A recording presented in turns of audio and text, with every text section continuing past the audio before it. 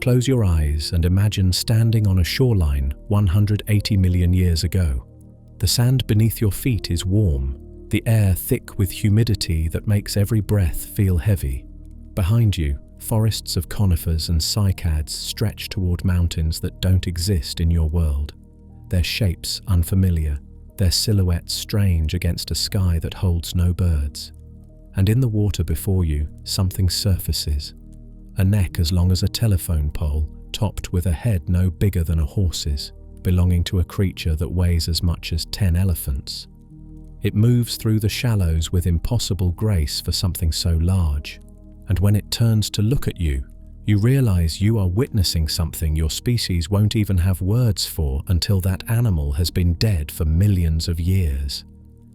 This is the Jurassic Period, and it spanned 56 million years of Earth's history, from 201 million years ago to 145 million years ago. To put that in perspective, all of human civilization, from the first cities in Mesopotamia to the device you're holding now, fits into the last 10,000 years. The Jurassic lasted 5,600 times longer than that. It was an age so vast that species arose, dominated, and went extinct entirely within it, never knowing the dinosaurs that came before them or the ones that would come after. The Jurassic was the time when dinosaurs went from survivors to rulers, from marginal creatures clinging to existence in a world dominated by other reptiles, to the undisputed masters of every continent. It was the age of giants, when the largest land animals ever to walk the earth shook the ground with each step and reached their heads into the canopy of forests that would be unrecognizable to you. Brachiosaurus, Diplodocus, Apatosaurus, names that have become synonymous with the very concept of dinosaur, all walked in the Jurassic, their bodies so massive they required entirely new biological innovations just to function. But the Jurassic wasn't just about size, it was about diversity, about life experimenting with forms and strategies that had never been tried before. While giants browsed the treetops, armored dinosaurs like Stegosaurus defended themselves with tail spikes capable of punching through bone. In the oceans, reptiles evolved into dolphins and whales before dolphins and whales existed, hunting in seas that teemed with creatures that have no modern equivalents. Pterosaurs mastered the skies, their leather wings carrying them over landscapes where the first bird was learning to fly, where Archaeopteryx was taking the first tentative steps toward becoming every sparrow and eagle and penguin you see today. This was a world before flowers, before grass, before the plants that define your experience of nature had even evolved. The forests were green, yes, but green in ways you wouldn't recognize. Cycads that looked like palms but weren't. Conifers that towered overhead. Ginkgos and ferns and horsetails creating an understory that belonged more to science fiction than to any modern ecosystem. And yet this world worked, thrived, supported food webs as complex as anything in the present day. The Jurassic didn't begin with triumph. It began with catastrophe, with one of the worst extinction events in Earth's history. The boundary between the Triassic and Jurassic periods is marked by volcanic eruptions so massive they split a supercontinent apart, by climate swings so severe that 3/4 of all species on Earth simply cease to exist. The world that emerged from that catastrophe was empty, its ecological niches vacant, its food webs shattered, and into that emptiness, dinosaurs stepped, finding opportunities in devastation, filling roles that had been occupied by other creatures for millions of years. What followed was a transformation unlike any other in the history of life on land. The Jurassic saw the rise of the sauropods, those long-necked giants that would become the largest terrestrial animals of all time. It saw the diversification of theropods, the two-legged predators that ranged from human-sized hunters to apex predators that made even the giants nervous. It saw the evolution of armored dinosaurs, social herbivores, flying reptiles, marine reptiles of staggering diversity, and in its final stages, the first birds, All of this happened in a world that was warmer than yours, wetter in most places, with no ice caps at the poles and sea levels high enough to flood vast stretches of the continents. The Earth itself was in motion during the Jurassic.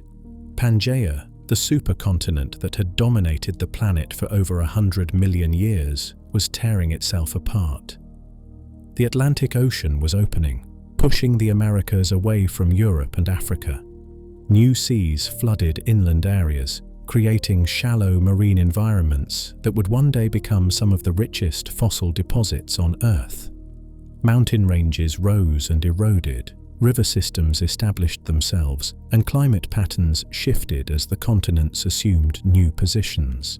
This geological transformation created new habitats, isolated populations, drove evolution in directions that would never have been possible if the world had remained static. You'll never visit the Jurassic. No time machine will take you there, no portal will open to let you step through, but the Jurassic has left evidence of itself scattered across the modern world.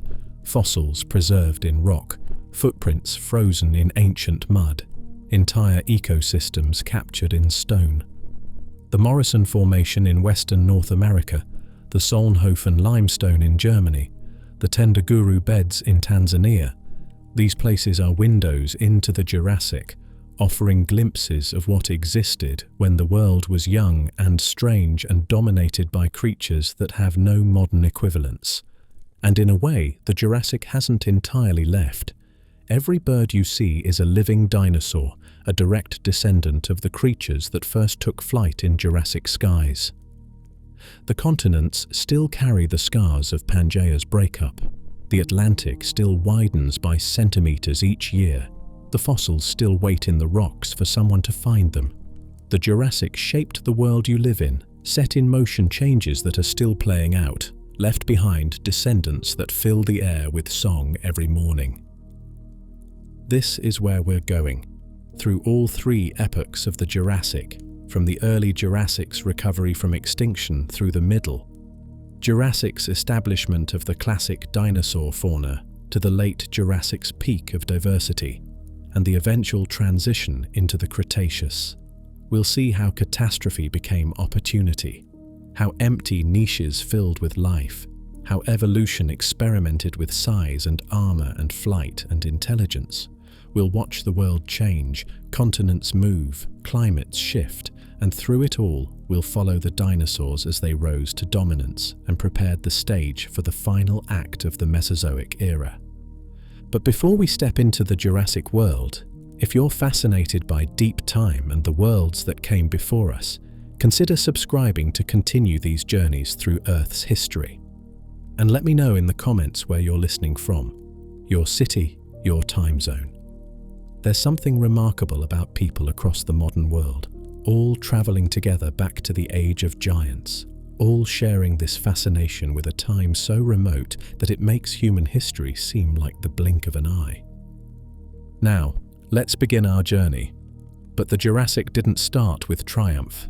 It started with catastrophe, an extinction so severe it reshaped life on Earth and gave dinosaurs their chance to dominate.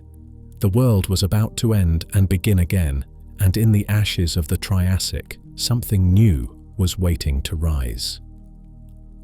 201 million years ago, the Earth was a world you would barely recognize, not just because the continents were in different positions or the climate was different, but because the dominant animals were creatures that would soon vanish completely, leaving behind only traces in the fossil record and a mystery about why they disappeared.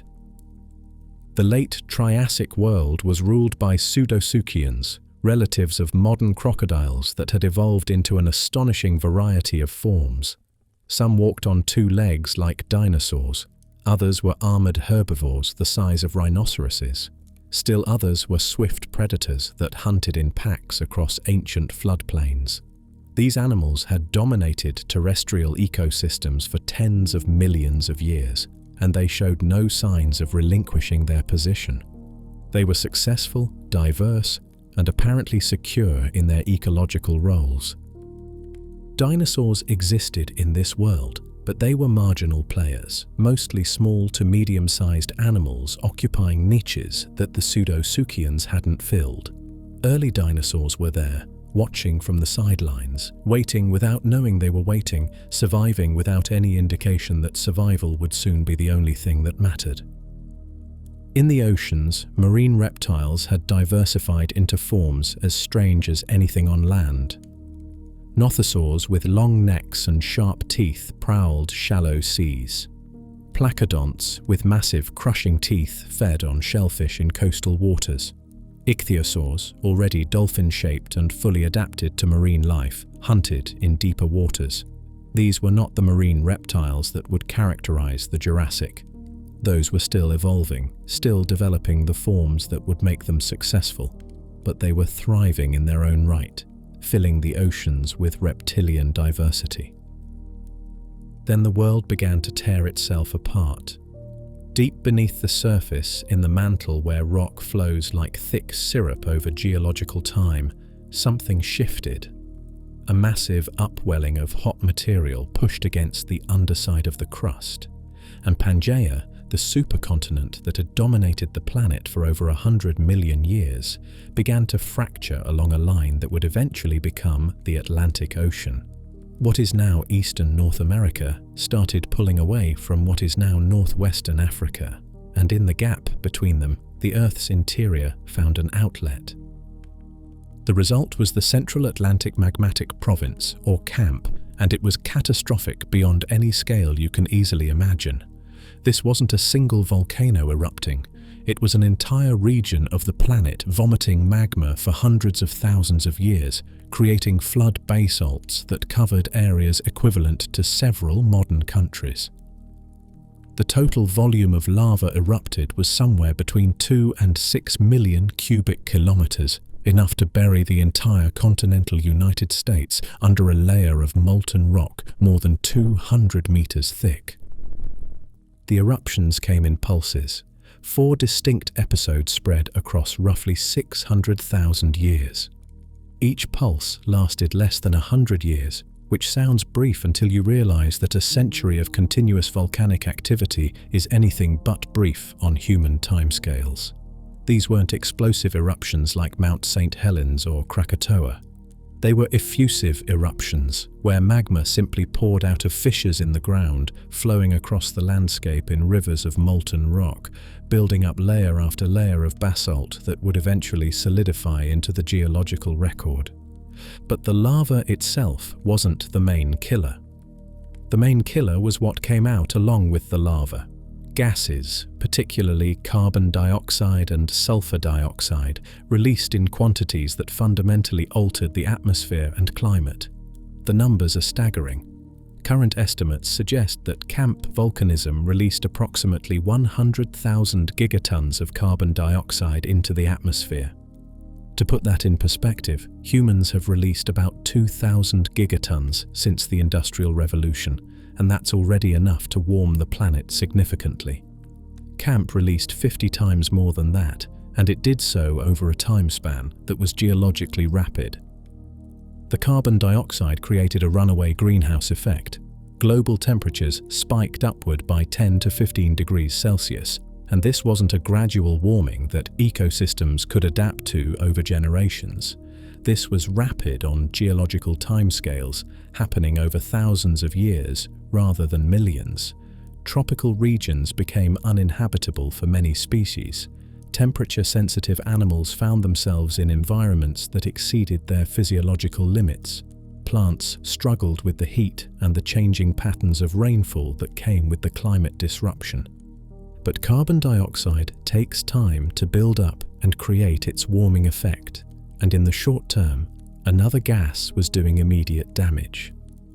Sulfur dioxide, when it reaches the upper atmosphere, combines with water vapor to create sulfate aerosols, tiny particles that reflect sunlight back into space. The result is volcanic winter, periods when the sun is dimmed by a haze of sulfates and global temperatures plummet. These volcanic winters could last for years or even decades after each major pulse of eruptions, creating temperature swings that whipsawed ecosystems between extreme heat and sudden cold. The oceans suffered their own catastrophe. Carbon dioxide dissolves in seawater, forming carbonic acid and lowering the pH of the entire ocean. This ocean acidification made it difficult or impossible for many marine organisms to build shells or skeletons from calcium carbonate. Coral reefs, which require stable pH levels to grow, collapsed. Ammonites, those spiral-shelled cephalopods that had thrived for millions of years, saw massive die-offs. Any organism that relied on calcium carbonate structures found itself at a severe disadvantage in an increasingly acidic ocean. And there was another killer, one that scientists have only recently begun to appreciate. Mercury, released in gaseous form during volcanic eruptions, spread globally through the atmosphere before settling into sediments and water.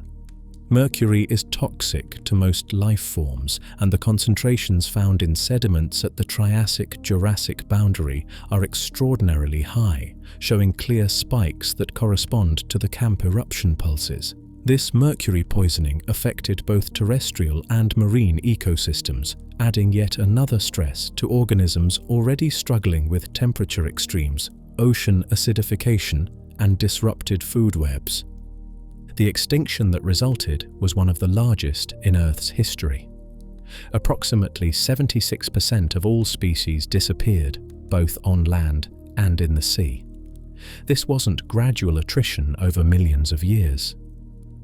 This was a crisis that unfolded over tens of thousands of years, which seems long by human standards but is instantaneous in geological time. Entire ecosystems collapsed. Food webs disintegrated. The dominant animals of the Triassic, those pseudosuchians that had ruled the land, were devastated. The large terrestrial pseudosuchians, the armored herbivores, the bipedal predators, the diverse array of forms that had characterized late Triassic landscapes, went extinct. Their ecological roles, carefully filled through millions of years of evolution, suddenly stood vacant.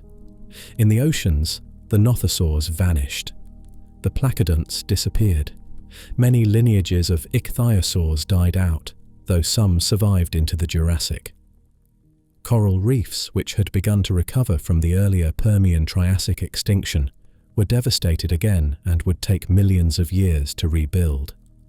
But extinction is never complete.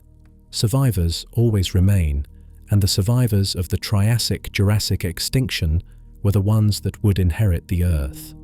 Small dinosaurs, many of them feathered and probably warm-blooded, survived the climate swings and the ecological chaos. Their small size was an advantage. Small animals need less food, can shelter more easily from extreme weather, and have shorter generation times that allow faster adaptation. Many of these early dinosaurs could burrow, creating refuges underground where temperature fluctuations were less severe and where they could wait out the worst of the volcanic winters. Early mammals, already small and nocturnal and adapted to living on the margins of ecosystems, survived as well. They had been in the shadows even before the extinction, and in the shadows they remained, but they lived through what killed so much else. Turtles survived, their shells and ability to slow their metabolism allowing them to endure conditions that killed less resilient animals. Some marine reptiles made it through, particularly certain lineages of ichthyosaurs and the very earliest plesiosaurs, which would go on to diversify dramatically in the Jurassic. And then, around 201 million years ago, the eruptions stopped. The atmosphere began to clear. The temperature swings moderated. Ocean chemistry started its slow return toward normal pH levels.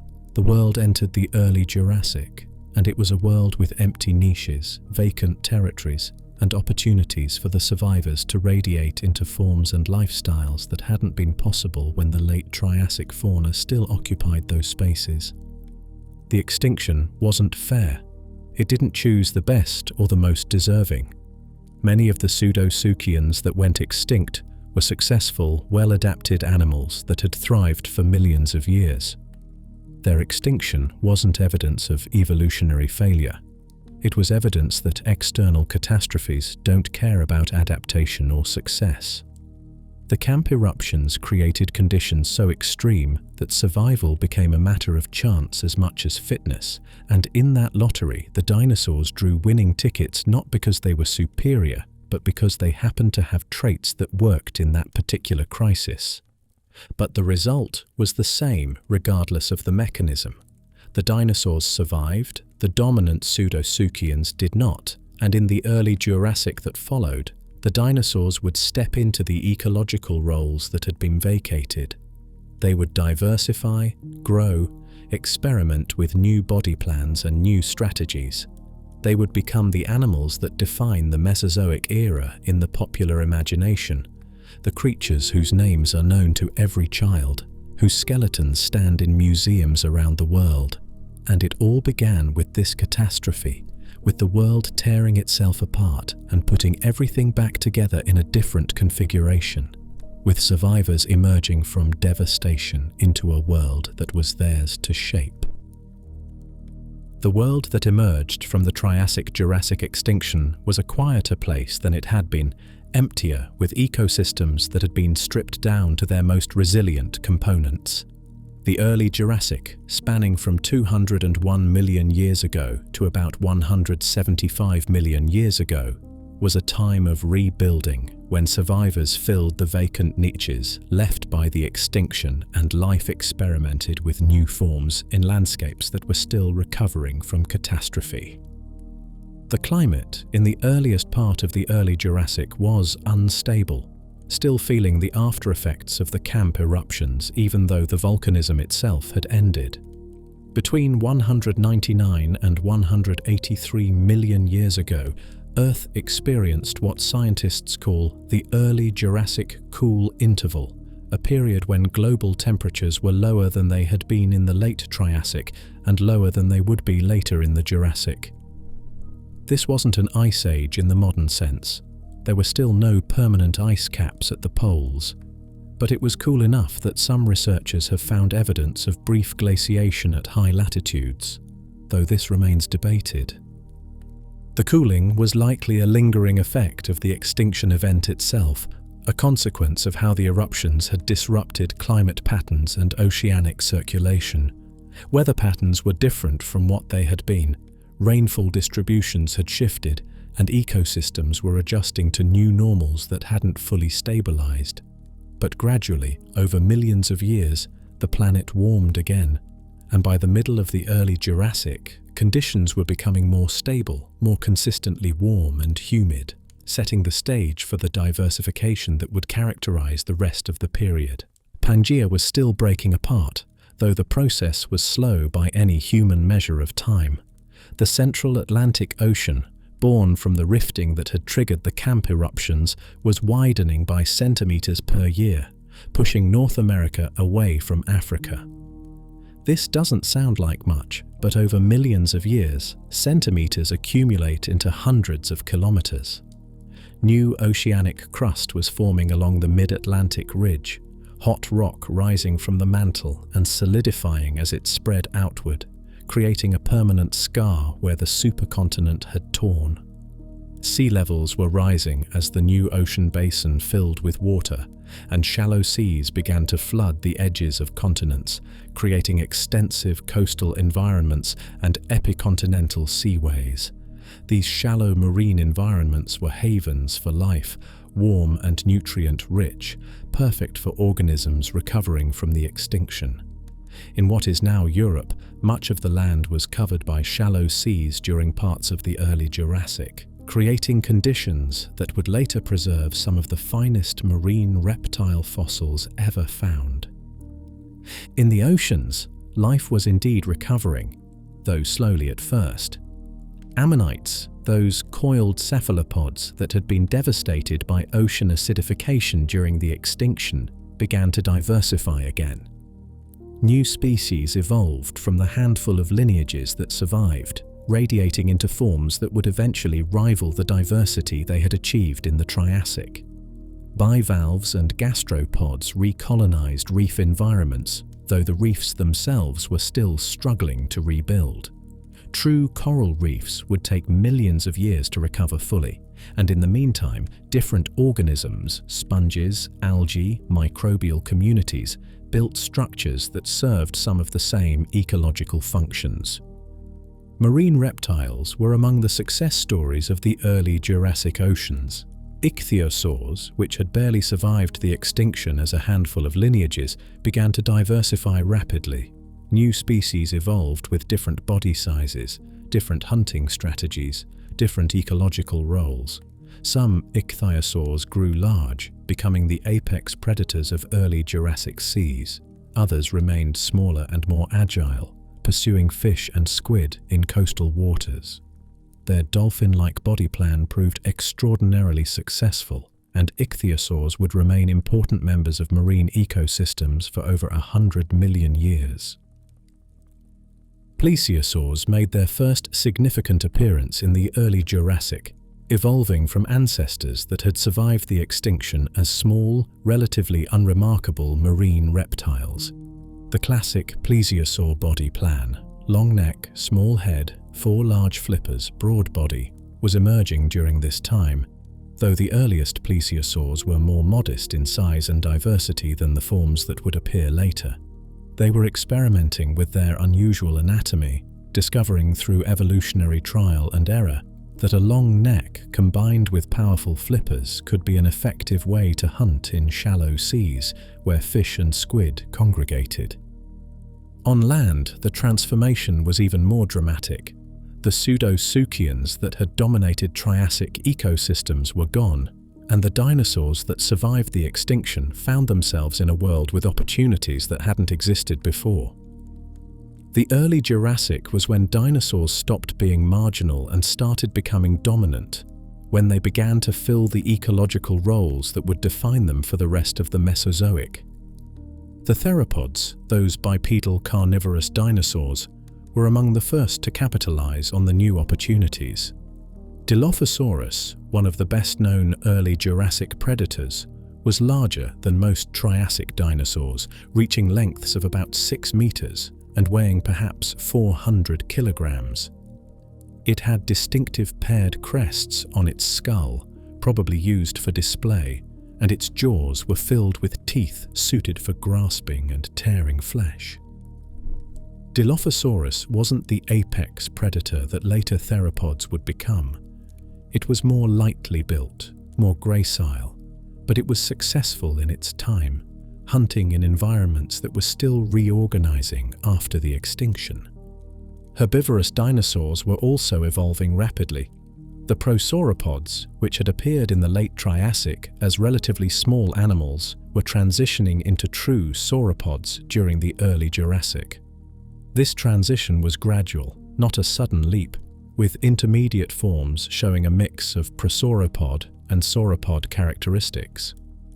These early sauropods were experimenting with the body plan that would later produce the largest land animals of all time: long necks, columnar legs, small heads relative to body size, but they hadn't reached gigantic proportions yet.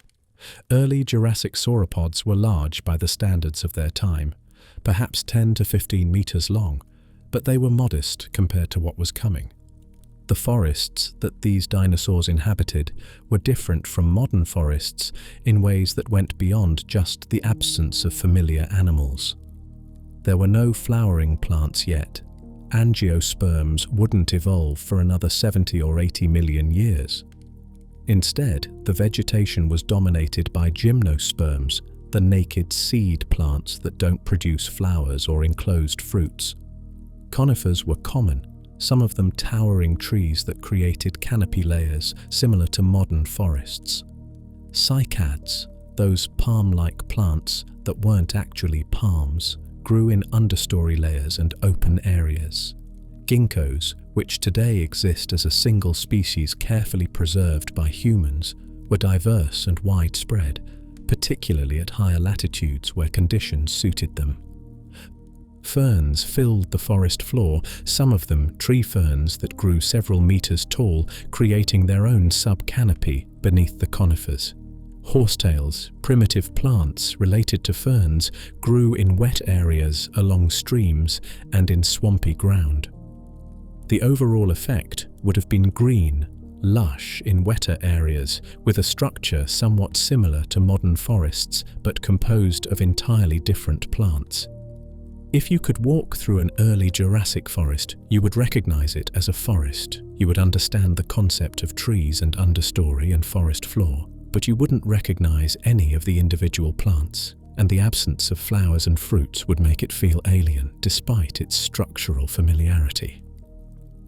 This vegetation was recovering from the extinction just as the animals were, and in some regions the recovery was slow. Areas that had been devastated by volcanic activity or by climate extremes took time to revegetate, and the plant communities that eventually established themselves weren't always the same as the ones that had existed before. Different species dominated, different communities formed, and these changes in vegetation rippled through ecosystems, affecting which herbivores could thrive and therefore which predators could find prey. The early Jurassic was also when the fundamental patterns of Jurassic life were being established. Food webs were forming that would persist with modifications for the rest of the period. Predator-prey relationships were developing between newly dominant dinosaurs and the animals they hunted. Herbivores were adapting to specific plant types, developing the teeth and digestive systems needed to process tough gymnosperm foliage. The stage was being set for the Middle and Late Jurassic, when these patterns would reach their full expression and dinosaur diversity would explode. But perhaps most importantly, the early Jurassic was when dinosaurs proved they could succeed not just as survivors, but as the dominant terrestrial vertebrates. The extinction had given them an opportunity and they took it, spreading across continents, diversifying into new forms, growing larger, becoming more specialized. By the end of the early Jurassic, there was no question that dinosaurs were the rulers of the land. The world of the Pseudosuchians was gone, and the age of dinosaurs had truly begun, though even the largest animals of the early Jurassic were still small compared to the giants that were beginning to evolve, the massive sauropods that would define the image of the Jurassic in the minds of everyone who came after. There is something fundamentally astonishing about the sauropods, something that goes beyond mere size and touches on the limits of what biology can achieve. These were animals that weighed as much as 10 to 15 African elephants, that stood as tall as a 4-story building, that measured from nose to tail tip the length of a basketball court. And they did all of this on land, where gravity pulls relentlessly downward, and where every kilogram of body mass has to be supported by legs and powered by muscles and nourished by a circulatory system that somehow managed to pump blood up necks that stretched toward the sky like organic cranes. The question that has fascinated paleontologists for over a century is simple to ask and extraordinarily complex to answer. How did sauropods get so big?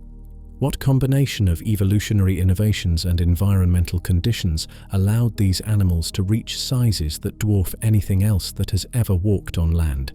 Sizes that even the largest land mammals, animals like Paraceratherium, an ancient rhinoceros relative that stood over 5 meters at the shoulder, couldn't approach. The answer isn't a single breakthrough, but rather a perfect storm of adaptations, each one removing a constraint that would have limited size in other lineages. Evolution rarely produces radical innovations out of nowhere. More often, it cobbles together solutions from parts that already exist, repurposing old structures for new functions, and the sauropods represent one of the most successful examples of this kind of evolutionary tinkering. Start with the respiratory system. Modern birds, the living descendants of theropod dinosaurs, have a breathing mechanism that's fundamentally different from what you have. Instead of lungs that inflate and deflate like bellows, birds have rigid lungs connected to a series of air sacs that extend throughout their bodies, even into their bones. When a bird breathes, air flows through the lungs in one direction, and the air sacs act as reservoirs and bellows, ensuring that fresh oxygenated air is constantly moving across the respiratory surfaces. This is far more efficient than the mammalian system, extracting more oxygen from each breath and allowing birds to function at altitudes where mammals would struggle. Sauropods had this same system, inherited from their dinosaur ancestors long before they evolved gigantic size. The evidence is written in their bones, which show the same pneumatic features, hollow spaces connected to air sacs that characterize bird skeletons. This meant that sauropods could process oxygen more efficiently than a mammal of equivalent size, and when you're talking about an animal that might weigh 50 tons or more, efficiency matters enormously. The metabolic demands of moving that much mass are staggering, and a respiratory system that extracts maximum oxygen from every breath provides a crucial advantage. Those hollow bones served another function beyond respiration. They reduced weight without sacrificing strength, the same engineering principle that makes aluminum aircraft frames both light and sturdy. A sauropod vertebra might be the size of a kitchen chair, but much of its interior volume was air rather than solid bone. The bone that remained was precisely arranged in stress-bearing structures, columns and struts positioned where they were needed most, leaving hollow spaces everywhere else. This pneumaticity could reduce the weight of the skeleton by half or more compared to solid bone of equivalent external dimensions, which meant that a 50-ton sauropod wasn't carrying around a 10-ton skeleton. It was carrying perhaps 5 tons of bone filled with air, and those saved kilograms accumulated across hundreds of vertebrae and ribs into a weight reduction that made gigantism possible. Then there's the neck, that impossible structure that in some species stretched 8 or 9 meters from shoulders to skull. Long necks created access to food that other herbivores couldn't reach, allowing sauropods to browse high in the canopy while standing on the ground, minimizing the energy cost of accessing those resources. But long necks also create engineering challenges. The farther the head is from the center of mass, the more leverage it exerts, and the stronger the neck muscles and vertebrae have to be to prevent the whole structure from simply sagging to the ground. Sauropods solved this partly through those same pneumatic vertebrae, keeping the neck as light as possible, and partly through structural innovations in the vertebrae themselves. The bones of the neck weren't simple cylinders stacked on top of each other. They were complex structures with projections and flanges that served as attachment points for massive ligaments and muscles. Some vertebrae had elongated neural spines that rose above the spinal cord, providing leverage for muscles that held the neck up. Others had elaborately sculpted surfaces that interlocked with adjacent vertebrae, limiting how much the neck could bend in certain directions and providing stability. The debate about how sauropods held their necks, horizontally, vertically, or somewhere in between, continues, but most paleontologists now think that neck posture probably varied by species.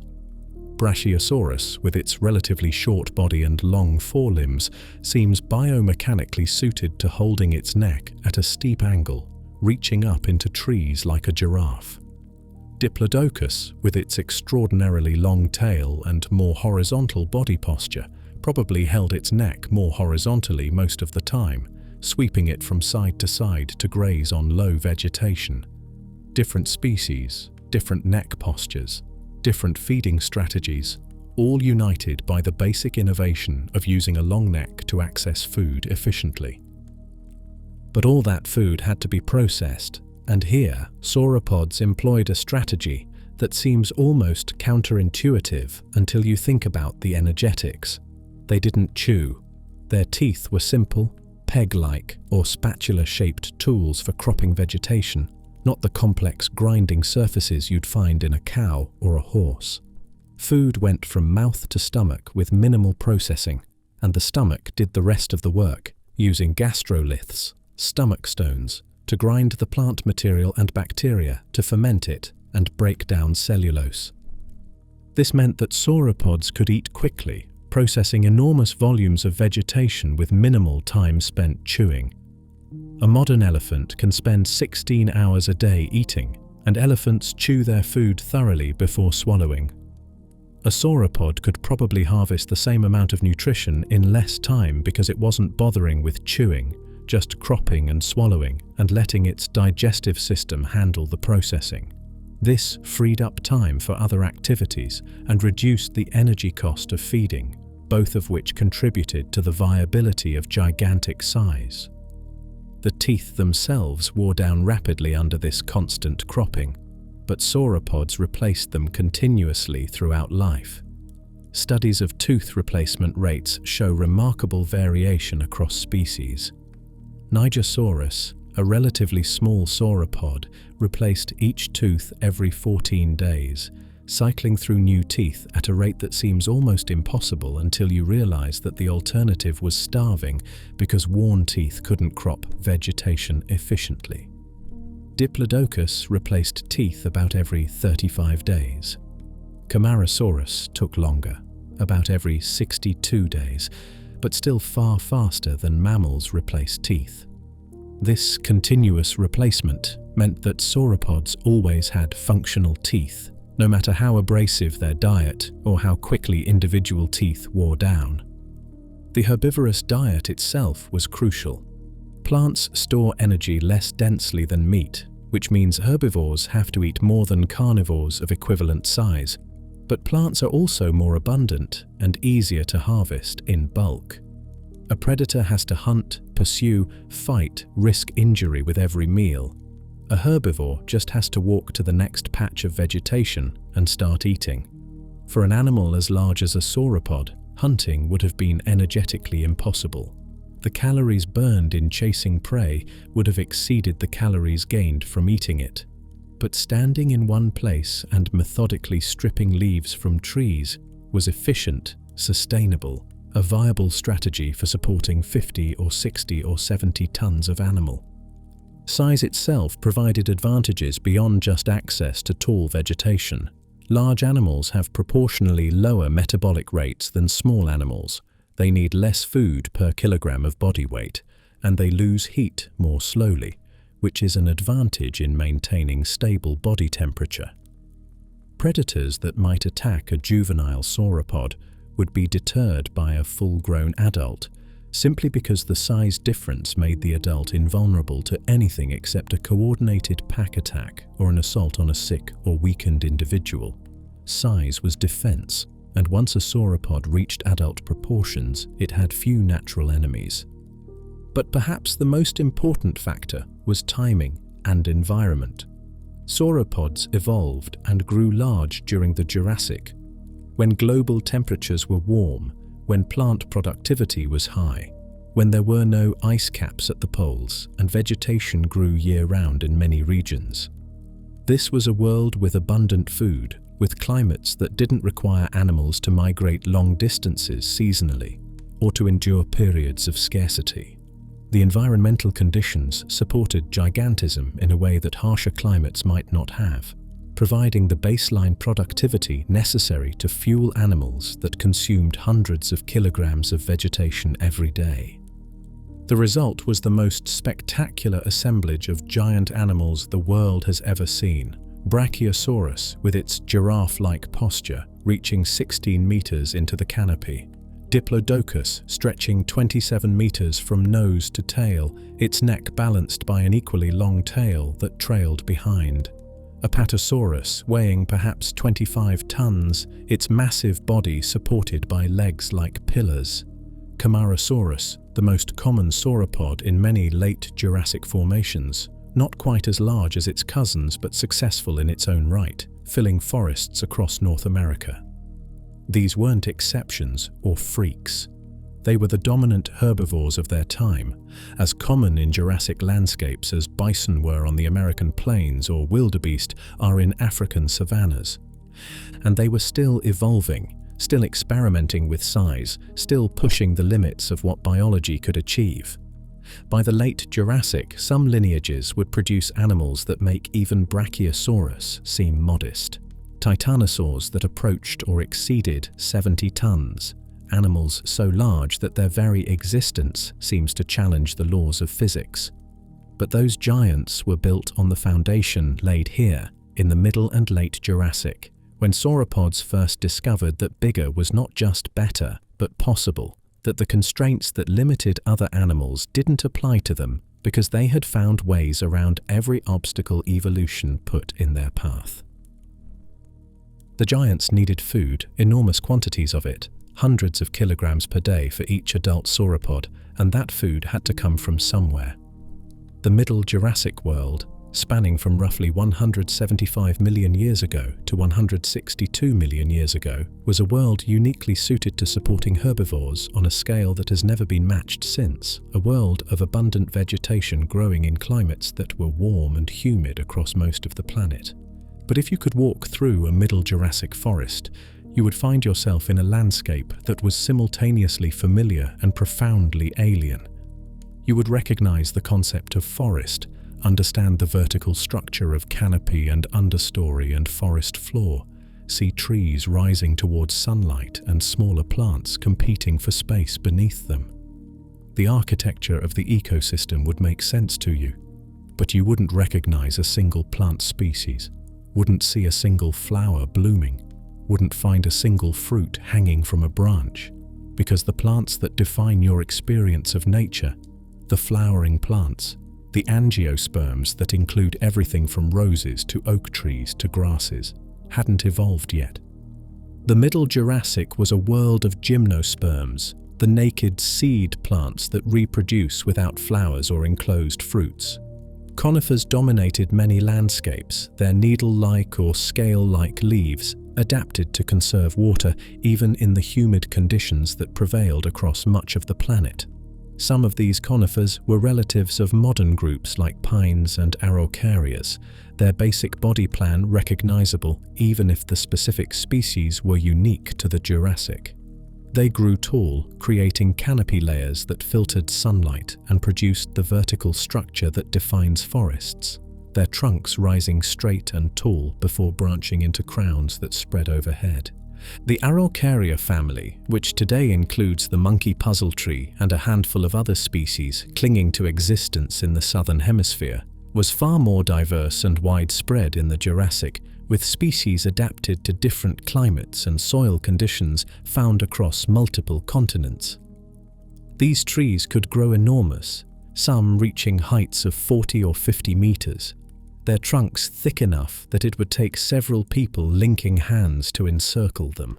Their wood was dense and strong, resistant to decay, which is part of why it preserved so well in the fossil record, and why we know as much as we do about Jurassic forests. Beneath the conifer canopy, cycads created their own distinctive layer of vegetation. These plants look superficially like palms, with a central trunk topped by a crown of large compound leaves that spread outward in a rosette pattern, but they're not palms at all. Palms are flowering plants that wouldn't evolve for another 70 million years. Cycads are gymnosperms, more closely related to conifers and ginkgos than to anything you'd recognize as a typical modern plant, and in the Jurassic, they were astonishingly diverse and abundant. Cycad fossils from the Middle Jurassic show species ranging from low-growing plants barely half a meter tall to tree-like forms that reached heights of 10 meters or more, their trunks scarred with the diamond-shaped leaf bases left behind as old fronds died and fell away.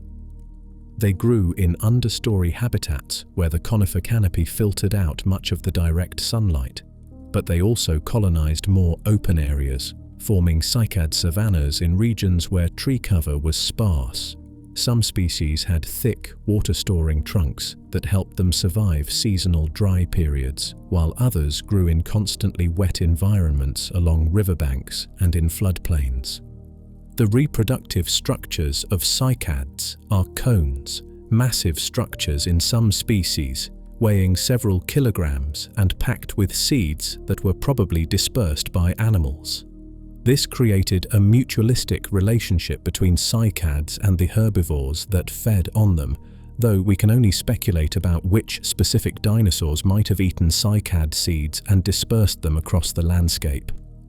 The fact that cycads were so successful in the Jurassic suggests that this relationship worked well, that seed dispersal was effective enough to allow cycads to spread and diversify, even as herbivores harvested their reproductive output. Ginkgos were another major component of Middle Jurassic forests, particularly at higher latitudes where conditions suited them.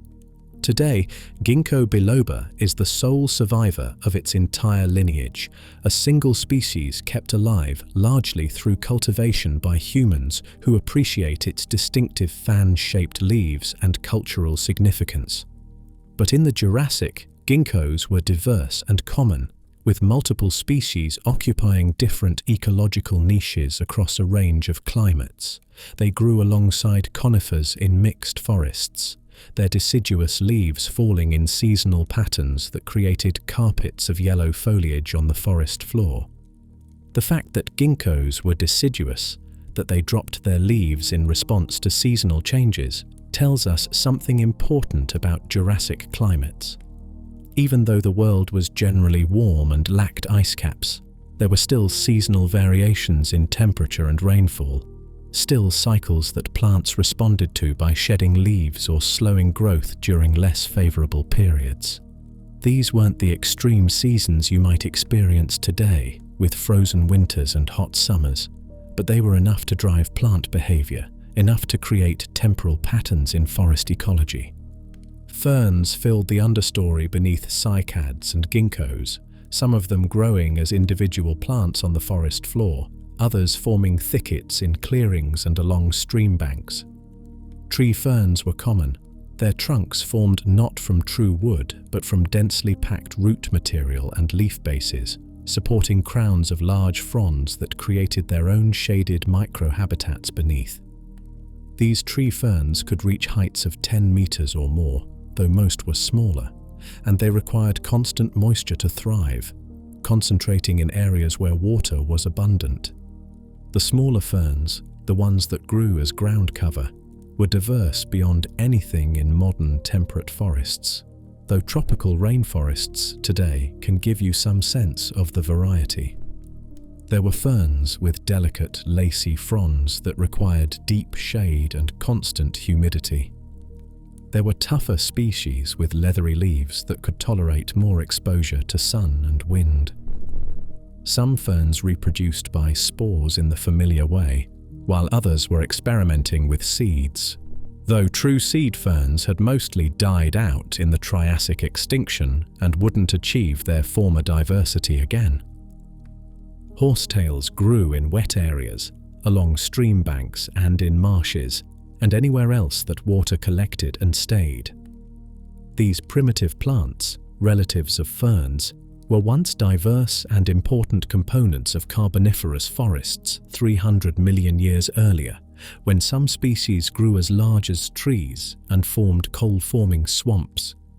By the Jurassic, they had declined in diversity and size, but they were still present, still filling their niche, their jointed stems and whorls of small leaves creating distinctive patches of vegetation in waterlogged soils where other plants struggled.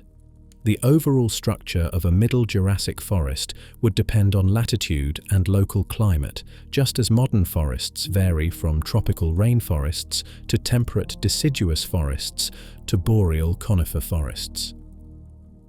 In equatorial regions where rainfall was abundant and temperatures were consistently warm, forests were probably dense and multi-layered, with tall conifers forming a high canopy, cycads and tree ferns creating a middle layer, and smaller ferns and horsetails carpeting the ground.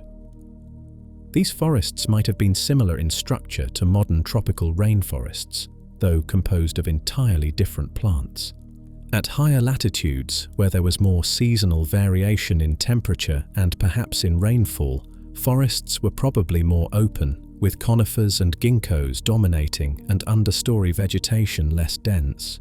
These forests would have experienced seasonal leaf fall from the ginkgos, periods when the forest floor was covered with decaying foliage, and when more light reached the ground, triggering growth spurts in the understory plants before the canopy closed again. In drier regions, away from coastal areas and major river systems, vegetation was probably sparser, forming what paleobotanists call fern savannas, open landscapes where ferns and low-growing plants dominated, with scattered trees providing isolated patches of shade but not forming continuous forest cover. These environments might have been similar to modern African savannas in terms of structure, though again with completely different plant species, and they probably supported different dinosaur communities than the denser forests, with more open country species that relied on speed or herding behavior rather than forest cover for protection from predators.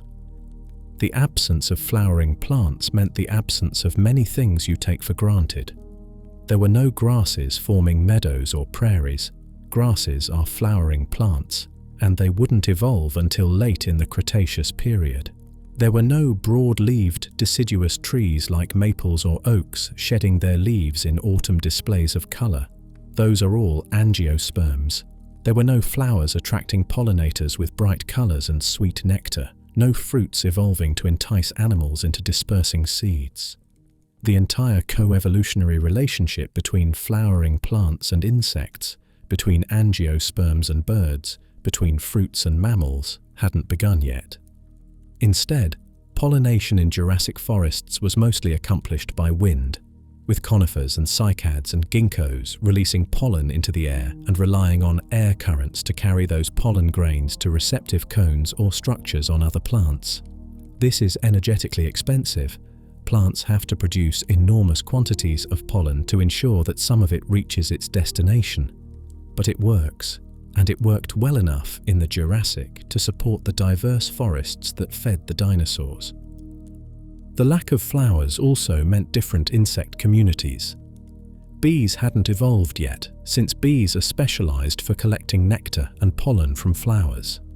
Butterflies were absent or just beginning to appear in their most primitive forms, since their caterpillar larvae typically feed on flowering plants. Instead, the insects of Jurassic forests were beetles and primitive flies and cockroaches and other groups that could feed on gymnosperm foliage or decomposing plant material or other insects. The buzzing, humming soundscape of a Jurassic forest would have been different from a modern forest, missing the bees and butterflies and many of the other pollinators that create the background noise of summer in your world. This vegetation supported herbivore populations that exceeded anything the modern world has seen. The sauropods, those massive long-necked giants, required enormous quantities of plant material to sustain themselves, and the fact that they not only survived but thrived and diversified tells us that the Middle Jurassic world was productive enough to meet their needs. Forests regrew quickly after being browsed. Young trees replaced old ones, and the warm climate with abundant rainfall meant that plant growth was continuous or nearly so across much of the year, providing a steady food supply rather than forcing herbivores to migrate or endure long periods of scarcity. The plant material itself was different in composition from modern vegetation. Gymnosperm foliage tends to be tougher than angiosperm leaves, with more structural compounds like lignin and less easily digestible proteins and carbohydrates. This meant that herbivores had to process more food to extract the same amount of nutrition, had to have digestive systems capable of breaking down recalcitrant plant material, and the sauropods accomplished this through long residence times in the gut, through fermentation chambers where bacteria broke down cellulose, through the grinding action of gastroliths that pulverized plant material into smaller particles that bacteria could access more easily. The forests were also producing enormous quantities of organic matter that fell to the ground as dead leaves and branches and eventually as entire trees. This organic matter accumulated, and in areas where conditions favored preservation rather than decay, swampy lowlands, floodplains where sediment buried organic matter quickly, it formed deposits that would eventually become coal. Much of the coal burned today in power plants was formed during the Carboniferous period. 300 million years ago, but Jurassic coal deposits exist as well, testament to the productivity of these ancient forests and the accumulation of plant material faster than decomposition could break it down. The Middle Jurassic world was a paradise for herbivores, but it was a strange paradise by modern standards. A world where the very concept of flower and fruit didn't exist, where forests were green but in unfamiliar ways, where the plants that fed the giants were so different from modern vegetation that a botanist transported back in time would struggle to classify them using familiar categories. And yet it worked, supported ecosystems as complex and productive as anything that has existed since, fed animals larger than anything that has walked the earth before or after. The absence of flowering plants wasn't a limitation. It was simply a different way of organizing photosynthesis and growth and reproduction, and for 56 million years, through the entire span of the Jurassic period, it was the only way that existed, the baseline condition of terrestrial plant life, successful and abundant and perfectly adequate for supporting the age of giants. Abundant vegetation creates abundant herbivores, and abundant herbivores inevitably attract predators. The Middle Jurassic world, with its forests of cycads and conifers supporting populations of giant sauropods and smaller plant-eaters, was also home to a diversifying assemblage of theropods, those bipedal carnivorous dinosaurs that ranged from animals barely larger than a chicken to apex predators, capable of bringing down prey many times their own size. The theropods were one of evolution's most successful experiments in predation, a body plan that worked so well it persisted for over 160 million years and ultimately gave rise to birds, which means that theropods never actually went extinct. They're still here, pecking at seeds in your backyard and soaring over coastlines and filling trees with song every morning. But in the Jurassic, they were predators first and foremost, and the Middle and Late Jurassic saw them reach a peak of diversity and specialization that wouldn't be matched again until the Cretaceous period produced tyrannosaurs and their kin. The basic theropod body plan was established long before the Jurassic began, back in the Triassic, when dinosaurs were still marginal creatures competing with other reptiles for ecological space. Bipedal locomotion, walking on 2 legs rather than 4, freed the forelimbs for other functions: grasping, manipulating, attacking. A long tail counterbalanced the weight of the body and head, allowing the animal to maintain balance while moving at speed or changing direction abruptly. The skull was large relative to body size, the jaws filled with teeth designed for cutting and tearing flesh rather than grinding plant material.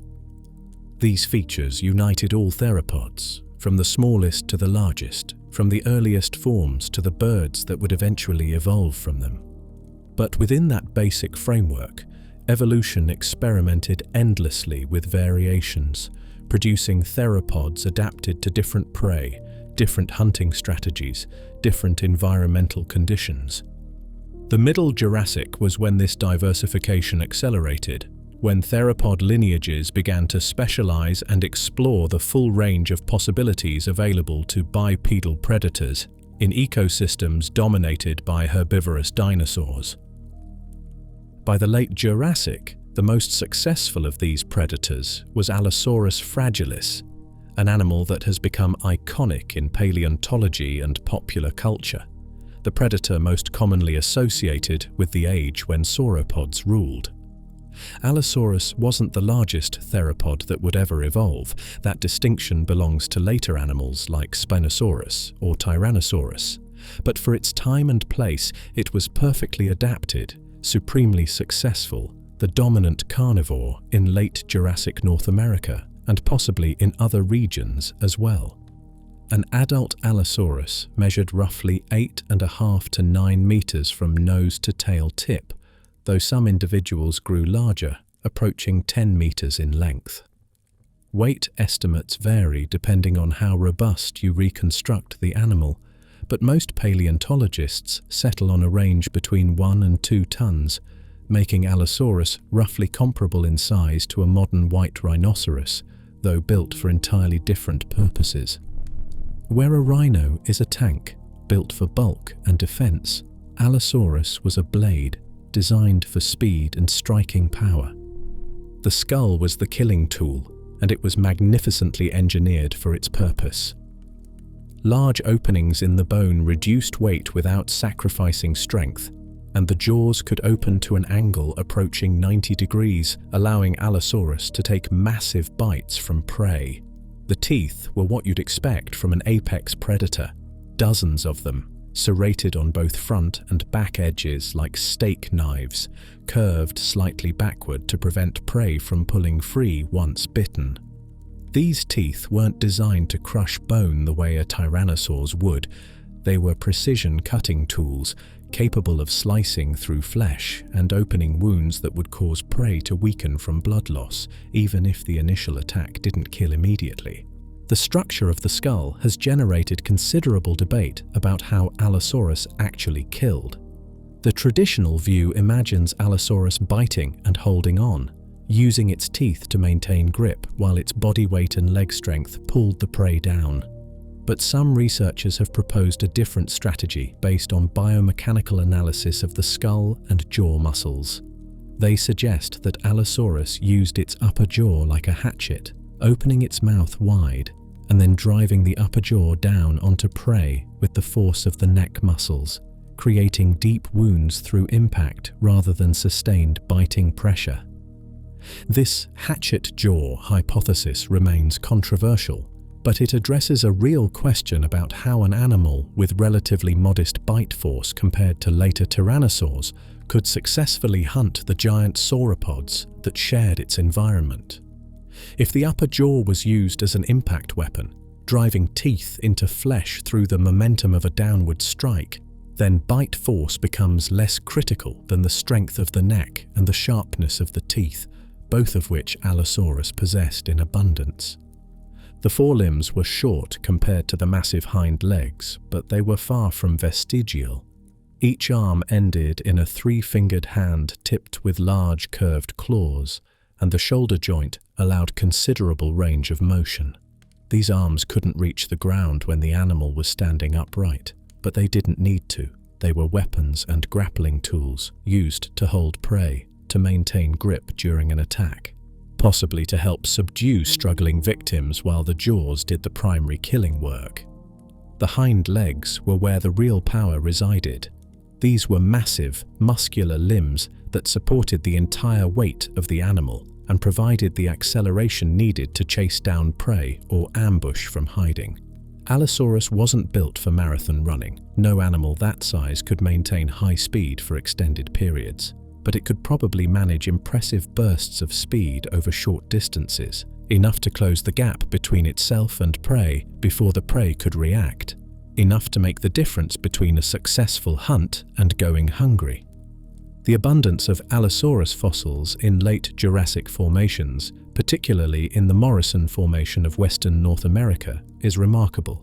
Some sites have produced dozens of individuals, and in a few locations, the concentration of Allosaurus remains is so high that it suggests either mass death events where multiple animals died together, or accumulations over time where successful predators kept returning to the same hunting grounds.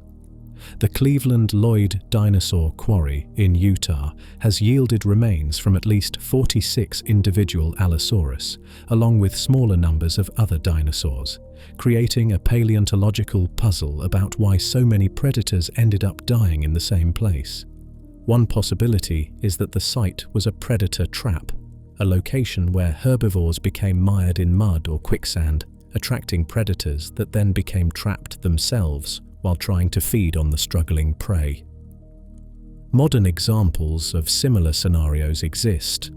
Tar pits that have accumulated bones from countless predators and scavengers over thousands of years, and the Morrison Formation was deposited in environments with rivers, floodplains, and seasonal wetlands where such traps could have existed. Another possibility, more controversial and less universally accepted, is that Allosaurus engaged in some form of pack hunting or social behavior that brought multiple individuals together. Evidence for this is circumstantial. Footprints that might show multiple theropods moving together, fossil sites where multiple individuals died in proximity, but it's suggestive enough that many paleontologists consider social behavior at least plausible for Allosaurus, even if we can't prove it definitively from fossil evidence alone. The relationship between Allosaurus and the sauropods it coexisted with was clearly adversarial, though the details are harder to reconstruct. Fossil evidence shows Allosaurus bite marks on sauropod bones, proof that Allosaurus at least scavenged dead sauropods and probably attacked living ones. But adult sauropods were enormous, weighing 10 to 20 times more than the largest Allosaurus, and an attack on a healthy adult would have been extremely dangerous. The most likely scenario is that Allosaurus primarily targeted juveniles, sick individuals, or adults weakened by age or injury, avoiding confrontations with healthy prime-age sauropods that could have crushed an attacker with a single misstep or broken bones with a tail strike. Allosaurus wasn't the only large predator in late Jurassic ecosystems, though it was certainly the most abundant. Ceratosaurus nasicornis coexisted with Allosaurus in North America, recognizable by the prominent horn on its snout and a more robust, deeper-bodied build than Allosaurus. Ceratosaurus was slightly smaller on average, perhaps 6 to 7 meters long and weighing around half a ton, but it was clearly successful in its own right, carving out a niche that allowed it to persist alongside the more numerous Allosaurus. The horn on the snout of Ceratosaurus was almost certainly a display structure rather than a weapon, too fragile to use in combat, positioned wrong for effective headbutting. But it would have made the animal instantly recognizable to others of its species and possibly served in social signaling or species recognition.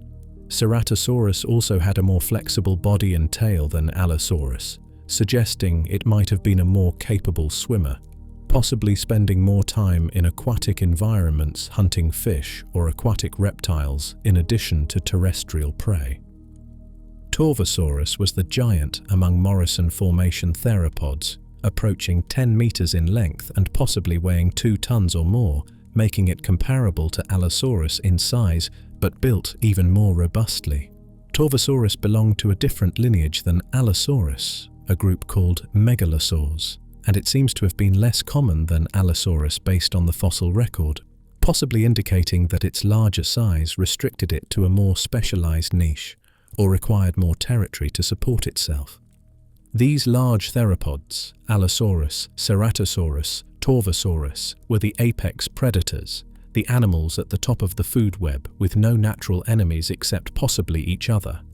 But they weren't the only predators in Jurassic ecosystems.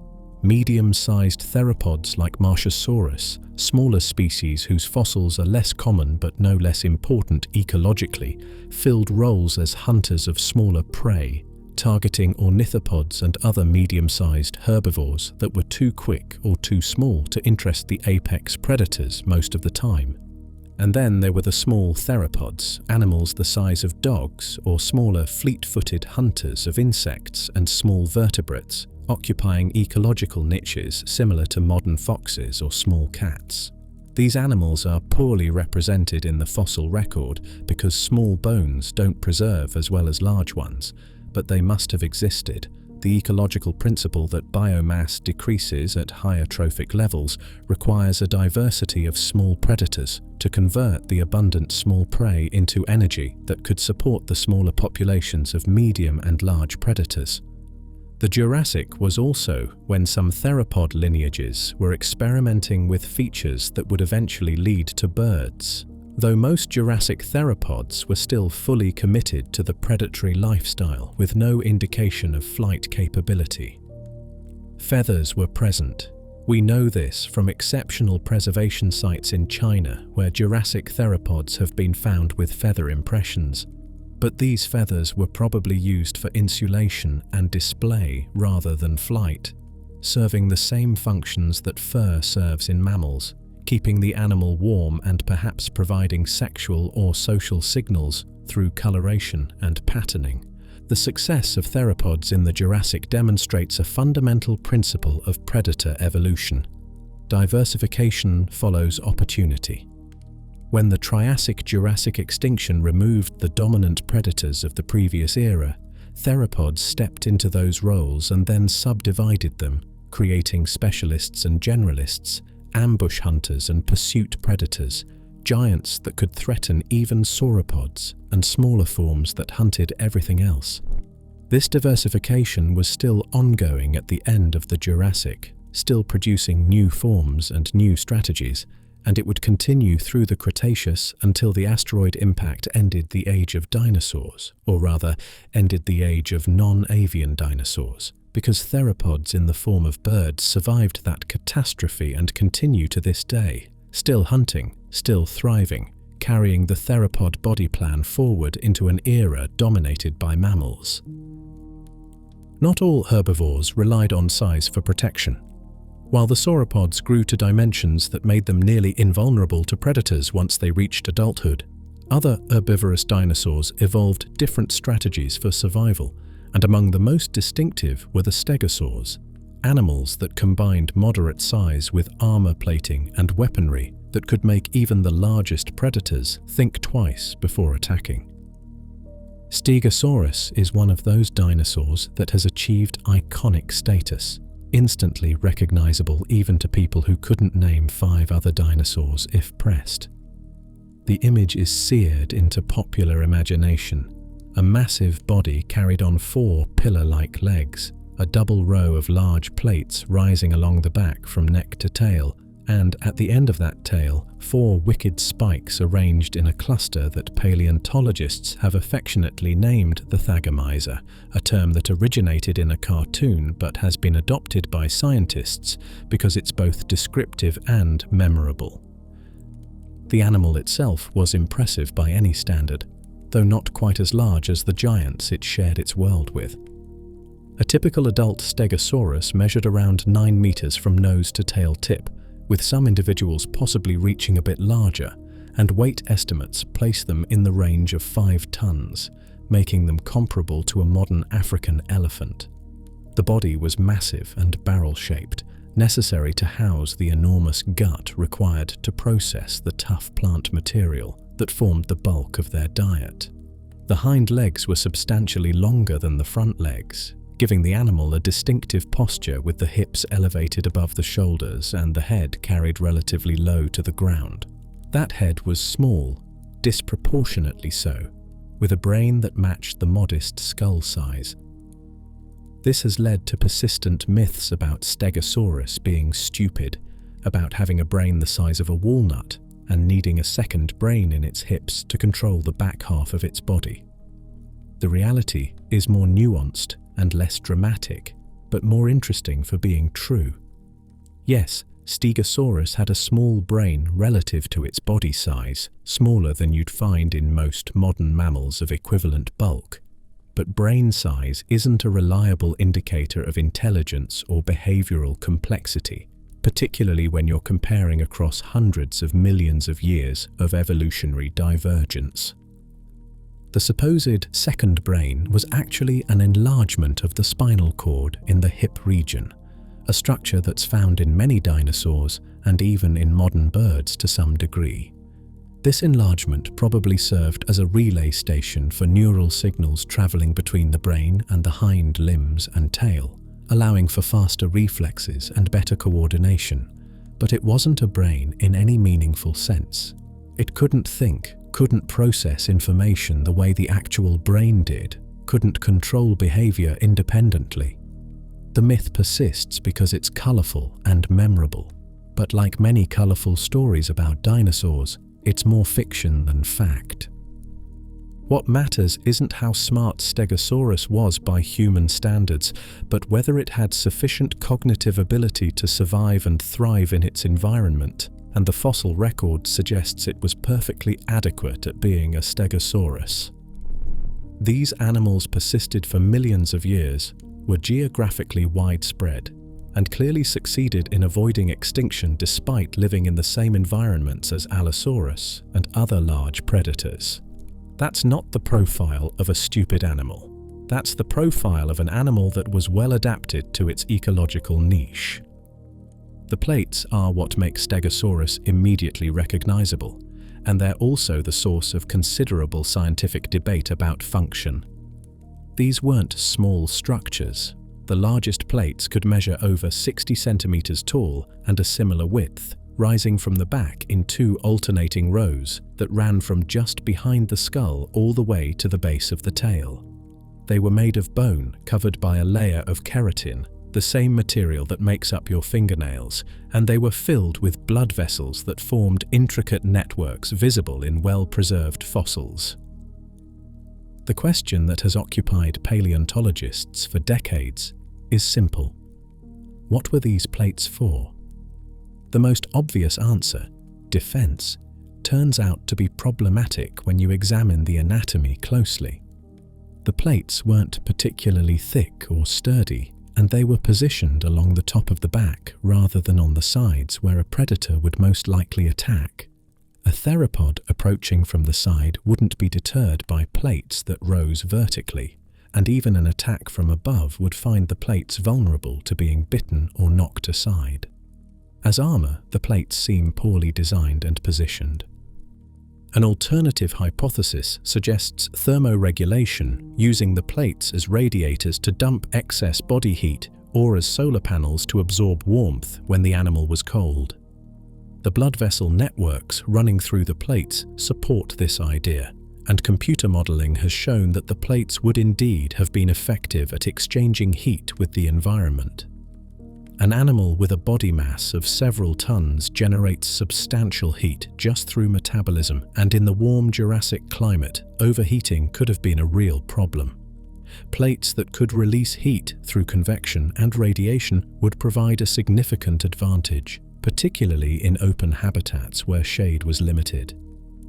But thermoregulation doesn't explain everything either, particularly the variation in plate size and shape between individuals, and the fact that the plates were most prominent along the highly visible dorsal surface of the animal.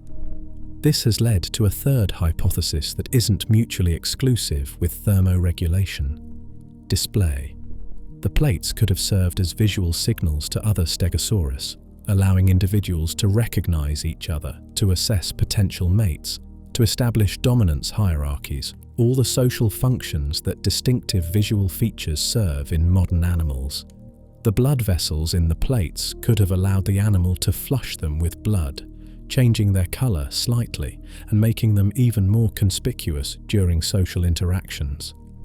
The current consensus, to the extent there is one, is that the plates probably served multiple functions simultaneously. They could have been used for thermoregulation while also serving as display structures, with both functions providing selective advantages that maintained the plates through evolution. Biology rarely produces structures with only a single function, and the plates of Stegosaurus, like most complex anatomical features, probably earned their evolutionary keep through a combination of benefits rather than a single overriding purpose. The thagomizer, however, was unambiguous in its function. This was a weapon, pure and simple, 4 spikes arranged in 2 pairs at the end of the tail, each spike measuring up to 1 meter in length and pointed with a tip that could punch through flesh and bone. The tail itself was muscular and flexible, capable of being swung with considerable force, and the positioning of the spikes meant that an arc of the tail would bring them sweeping through a zone that corresponded roughly to the leg and lower body height of a large theropod. We know the thagomizer was used defensively because we have direct evidence. An Allosaurus vertebra with a puncture wound that matches perfectly with the size and shape of a Stegosaurus tail spike. The wound had begun to heal, indicating the Allosaurus survived the encounter, but it must have been extraordinarily painful and probably left the predator with a lasting impression about the dangers of attacking Stegosaurus from the wrong angle. This is predator-prey interaction frozen in bone, direct fossil evidence of the violence that characterized late Jurassic ecosystems, proof that herbivores weren't passive victims, but active participants in an ongoing evolutionary arms race with the animals that hunted them. The strategy of using a tail as a weapon appears to have been successful for Stegosaurus, at least for a time. These animals were common in late Jurassic North America, particularly in the Morrison Formation, where their fossils are found alongside those of Allosaurus, various sauropods, and other contemporary dinosaurs. They browsed on low-growing vegetation, probably feeding primarily on ferns and low branches of cycads and other plants, their small heads and relatively simple teeth limiting them to softer plant material than the tough conifer needles that sauropods could process. Stegosaurus wasn't the only stegosaur, though it's by far the most famous. The group as a whole, Stegosauria, was more diverse and widespread than a focus on the single most well-known species might suggest. Kentrosaurus from Tanzania was smaller than Stegosaurus, perhaps 4 meters long and weighing around a ton, but it was even more heavily armored with additional spikes along the tail and shoulders. The plates on Kentrosaurus were smaller than those on Stegosaurus, but the increased number of spikes suggests that different stegosaur species were experimenting with different balances between display structures and defensive weapons. In China, stegosaurs like Chialingosaurus and Tuojiangosaurus show regional variations on the basic body plan, with different arrangements of plates and spikes that probably reflect local evolutionary pressures and available resources. The fact that stegosaurs achieved such widespread distribution across multiple continents during the late Jurassic indicates they were successful animals, well adapted to their environments, and capable of coexisting with the diverse assemblages of other dinosaurs that characterized the period. But stegosaurs wouldn't last into the Cretaceous period in any great diversity. By the end of the Jurassic, they were already declining in North America, and though some lineages persisted for a time in other regions, the group as a whole would be largely replaced by other armored dinosaurs, particularly the ankylosaurs, which took the concept of armor to its logical extreme, with bodies covered in bony plates and clubs on their tails. Stegosaurs had their moment, dominated their ecological niche for millions of years, and then faded as new forms evolved and conditions changed. The question of why stegosaurs declined while other armored dinosaurs thrived remains open to debate. Competition from other herbivores, changes in vegetation, shifts in predator guilds, any or all of these factors could have contributed. What's clear is that the strategy of combining modest size with distinctive plates and effective tail weaponry worked for a time, but wasn't sustainable indefinitely, that evolution continued to experiment and eventually found other solutions to the problem of how to be a medium-sized herbivore in a world of giant sauropods and efficient predators. Stegosaurus and its relatives represent a particular solution to the challenges of Jurassic life, a solution that was successful enough to produce iconic animals that remain instantly recognizable more than 150 million years after the last one died. They weren't the largest dinosaurs or the most fearsome, but they were distinctive, well adapted, and for several million years during the late Jurassic, they were a common sight in the landscapes of western North America and other regions, browsers moving through fern meadows and cycad groves, their plated backs catching the sunlight, their spiked tails ready to defend against any predator foolish enough to approach from behind. That they eventually went extinct doesn't diminish their success during the time they had, and the Thagomizer wound in that Allosaurus vertebra stands as permanent testimony to the fact that in the ancient world, as in the modern one, herbivores were never defenseless and predators never had it easy. While armored dinosaurs like Stegosaurus defended themselves with spikes and plates, and sauropods relied on sheer size to discourage predators, another group of herbivorous dinosaurs pursued a different strategy entirely. The Ornithopods, bird-footed dinosaurs named for their 3-toed feet that vaguely resembled those of large ground birds, combined moderate size with speed, agility, and what appears to have been sophisticated social behavior, creating a survival strategy based on vigilance, mobility, and safety in numbers. The ornithopods were bipedal herbivores, walking and running on their hind legs while using their shorter forelimbs for support when feeding on low vegetation or occasionally dropping to all fours. This body plan gave them advantages that quadrupedal herbivores lacked, particularly the ability to scan their surroundings from an elevated position and to accelerate quickly when danger approached. A bipedal animal can pivot, change direction, and sprint more effectively than one that has to coordinate 4 legs. And in a world where predators like Allosaurus were constantly searching for prey, these advantages could mean the difference between surviving to reproduce and becoming someone else's meal. During the Middle and Late Jurassic, ornithopods were diversifying into a variety of forms, experimenting with different sizes and different adaptations for processing plant material. Camptosaurus was among the most successful, a genus that lived in late Jurassic North America and possibly Europe, growing to lengths of around 6 to 7 meters and weighing perhaps half a ton. That made them substantially smaller than the sauropods that browse the high vegetation and less heavily built than Stegosaurus, but it was a size that worked well for their lifestyle, large enough to discourage smaller predators without being so massive that mobility was compromised.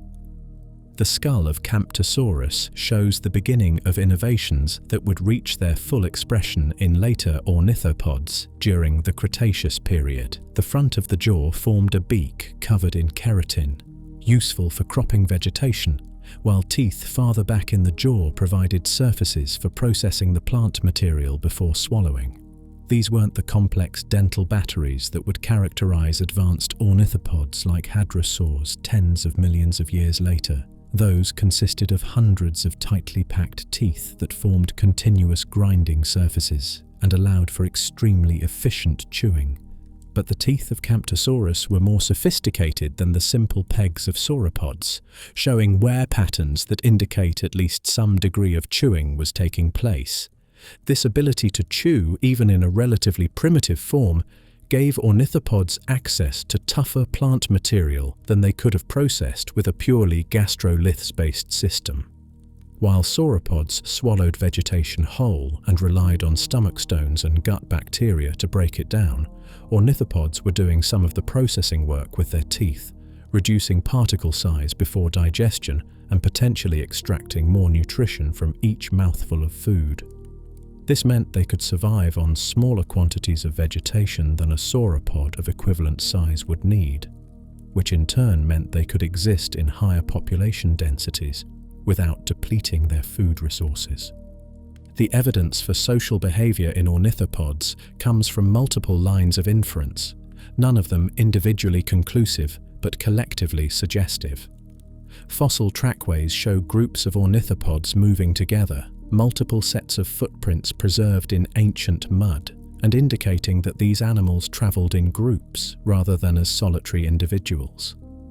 The size variation in these trackways suggests mixed-age groups, with adults and juveniles moving together, which is consistent with herding behavior where adults provide protection for young that are too small to defend themselves effectively. Bone beds where multiple ornithopod individuals are found together provide additional evidence, though these sites require careful interpretation. Sometimes mass accumulations of bones result from catastrophic events, floods or droughts that kill many animals in a short time and concentrate their remains in one location. But in other cases, the patterns suggest that the animals were already together when they died, that they were living as groups rather than simply dying in the same place by coincidence. The presence of multiple age classes in these assemblages, from juveniles to full-grown adults, strengthens the case for genuine social grouping rather than random accumulation. The logic of herding behavior makes sense when you consider the predator-prey dynamics of Jurassic ecosystems. A solitary ornithopod is vulnerable to attack from any angle, forced to maintain constant vigilance while simultaneously trying to feed, rest, and engage in all the other activities necessary for survival. But in a group, vigilance can be shared, with different individuals scanning different directions while others feed, creating a network of awareness that makes it much harder for predators to approach undetected. The larger the group, the more eyes and ears are available to detect danger, and the more likely it is that at least one individual will notice a predator early enough to trigger a group alarm. When an alarm does sound, whether through vocalization or through the sudden flight of one individual triggering others to flee, the group response creates confusion for predators. A predator targeting a specific individual finds its view blocked by other running animals, loses track of its target in the chaos of multiple bodies moving in different directions, and faces the risk of being knocked over or injured by a panicked herbivore. This doesn't make ornithopods invulnerable. Predators obviously caught and killed them regularly, as evidenced by their continued existence as viable prey species, but it reduces the success rate of any individual attack and makes hunting groups more energetically expensive than hunting solitary animals. There's also the question of whether ornithopods were capable of active defense, whether adults would turn and fight to protect juveniles, or whether the strategy was purely one of flight. Direct evidence is scarce, but the presence of enlarged thumb spikes in some ornithopod species suggests at least the potential for defensive use. These spikes weren't as formidable as the tail weapons of Stegosaurus, but they could have served as deterrents against smaller predators or as weapons of last resort if flight wasn't possible. A cornered ornithopod slashing with a thumb spike might not win the fight, but it could inflict enough damage to make the predator decide that easier prey was available elsewhere. Dryosaurus was another successful Jurassic ornithopod, smaller than Camptosaurus at around 3 to 4 meters in length and perhaps weighing 100 kilograms, comparable to a modern ostrich. This smaller size came with its own advantages, particularly in terms of speed and agility. Dryosaurus was built for running with long hind limbs and a body plan that suggests it could reach impressive speeds over short distances, fast enough to outrun many predators and agile enough to change direction rapidly and navigate through vegetation that would slow down a pursuing theropod. The name Dryosaurus means oak lizard, coined in the late 19th century when paleontologists assumed these animals fed primarily on tough vegetation like oak leaves. We now know that oaks didn't exist in the Jurassic, they're flowering plants that wouldn't evolve for another 80 million years, but the name stuck despite being based on a misunderstanding of Jurassic plant life. In reality, Dryosaurus probably fed on ferns, cycad fronds, and other available vegetation, using its beak to crop leaves and its relatively simple teeth to process them before swallowing. The distribution of ornithopod fossils across the Morrison Formation and equivalent deposits in other continents suggests these animals were successful and widespread, occupying a range of habitats from riverine forests to more open landscapes. This ecological flexibility indicates that ornithopods weren't specialists tied to a particular environment, but were generalists capable of adapting to different conditions and exploiting different food sources. Such flexibility is often correlated with evolutionary success, and the ornithopods would go on to become one of the most diverse groups of herbivorous dinosaurs in the Cretaceous period, producing forms that ranged from small, swift bipeds to massive duck-billed hadrosaurs with skulls adorned with elaborate crests. In the late Jurassic ecosystem, ornithopods occupied an important middle position in the food web. They were too large to be easy prey for small predators, but not so large that they were invulnerable to the apex predators like Allosaurus. This made them a primary food source for medium to large theropods, and their abundance suggests they were successful at balancing reproduction with predation losses, maintaining population levels sufficient to support predator populations while continuing to thrive as a group. The social behaviors that characterized many ornithopod species also would have facilitated information transfer within populations. Animals that live in groups can learn from each other, can observe where others are feeding successfully or where dangers have been encountered, can benefit from the accumulated experience of the group rather than relying solely on individual trial and error. This social learning could have contributed to the success of ornithopods by allowing them to adapt more quickly to changing conditions and to exploit resources more efficiently than solitary animals could manage. The fossil record captures only fragmentary evidence of behavior, preserving bones and tracks, but rarely the soft tissues or neural structures that would tell us definitively how sophisticated ornithopod cognition and social behavior actually were. We can infer from trackways that they moved in groups, can deduce from skull anatomy that they had reasonably large brains relative to body size, can observe wear patterns on teeth that indicate varied diets and adaptive feeding strategies. But we can't know what it felt like to be an ornithopod, can't hear the calls they might have used to communicate with each other, can't observe the social interactions that bonded groups together and allowed them to function as cooperative units. What we can say with confidence is that ornithopods represent yet another solution to the challenge of being a medium-sized herbivore in a world dominated by giants and stalked by efficient predators. They didn't have the massive bulk of sauropods or the defensive armor of stegosaurs or the lethal tail weapons that could wound even large theropods. Instead, they had speed, alertness, social cohesion, and the ability to process food efficiently enough to maintain the energy needed for their active lifestyle. These advantages were sufficient to make them successful for tens of millions of years, common enough that their fossils are regularly found in late Jurassic deposits, diverse enough that multiple genera coexisted in the same environments without driving each other to extinction through competition. The ornithopods of the Jurassic were in many ways the antelopes of their time, filling ecological roles similar to those occupied by medium-sized social herbivores in modern African savannas. They were prey, certainly, and many died young, but they were also survivors, and their lineage would persist and diversify long after the stegosaurs had faded and the great sauropods of the Morrison Formation had been replaced by new forms.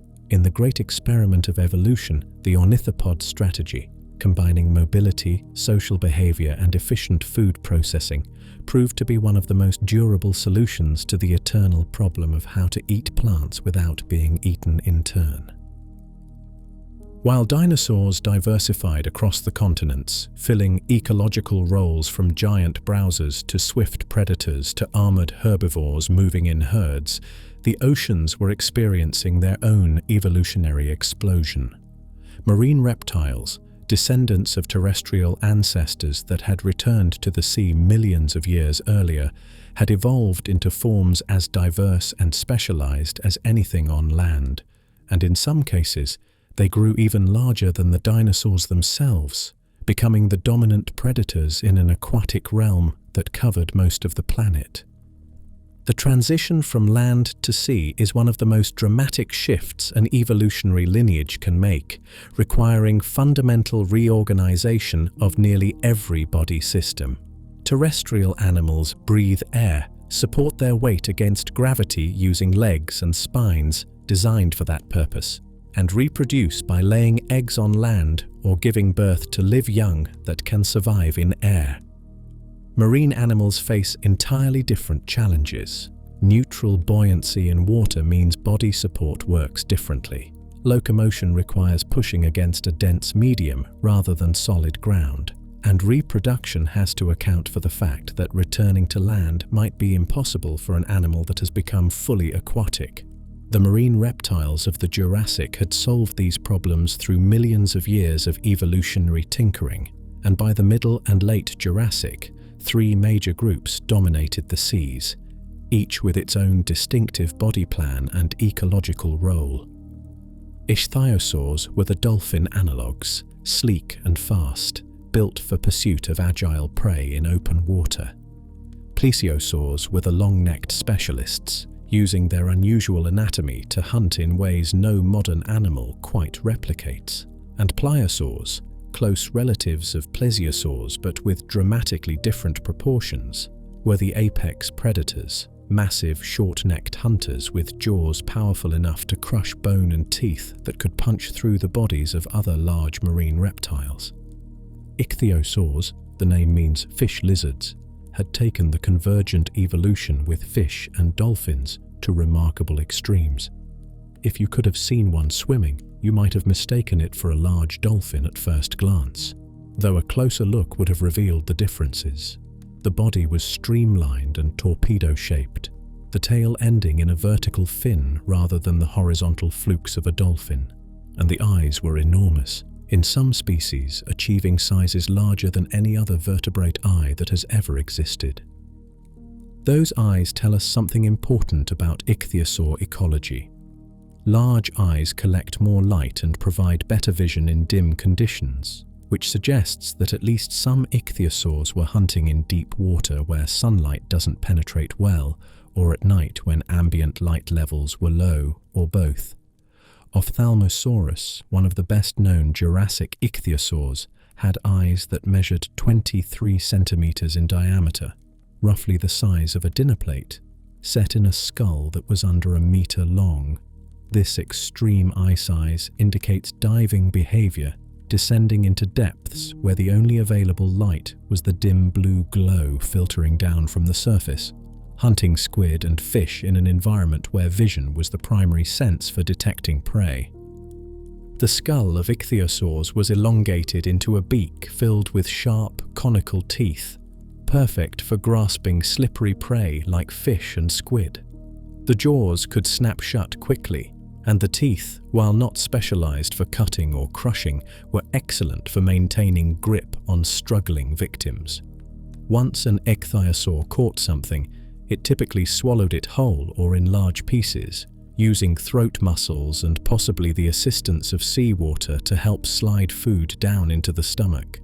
Ichthyosaurs were viviparous, giving birth to live young rather than laying eggs, which makes sense for an animal that had become so thoroughly adapted to marine life that returning to land was no longer possible. Fossils have been found showing adult ichthyosaurs preserved in the act of giving birth, with partially emerged offspring still visible, dramatic evidence of reproduction frozen in stone.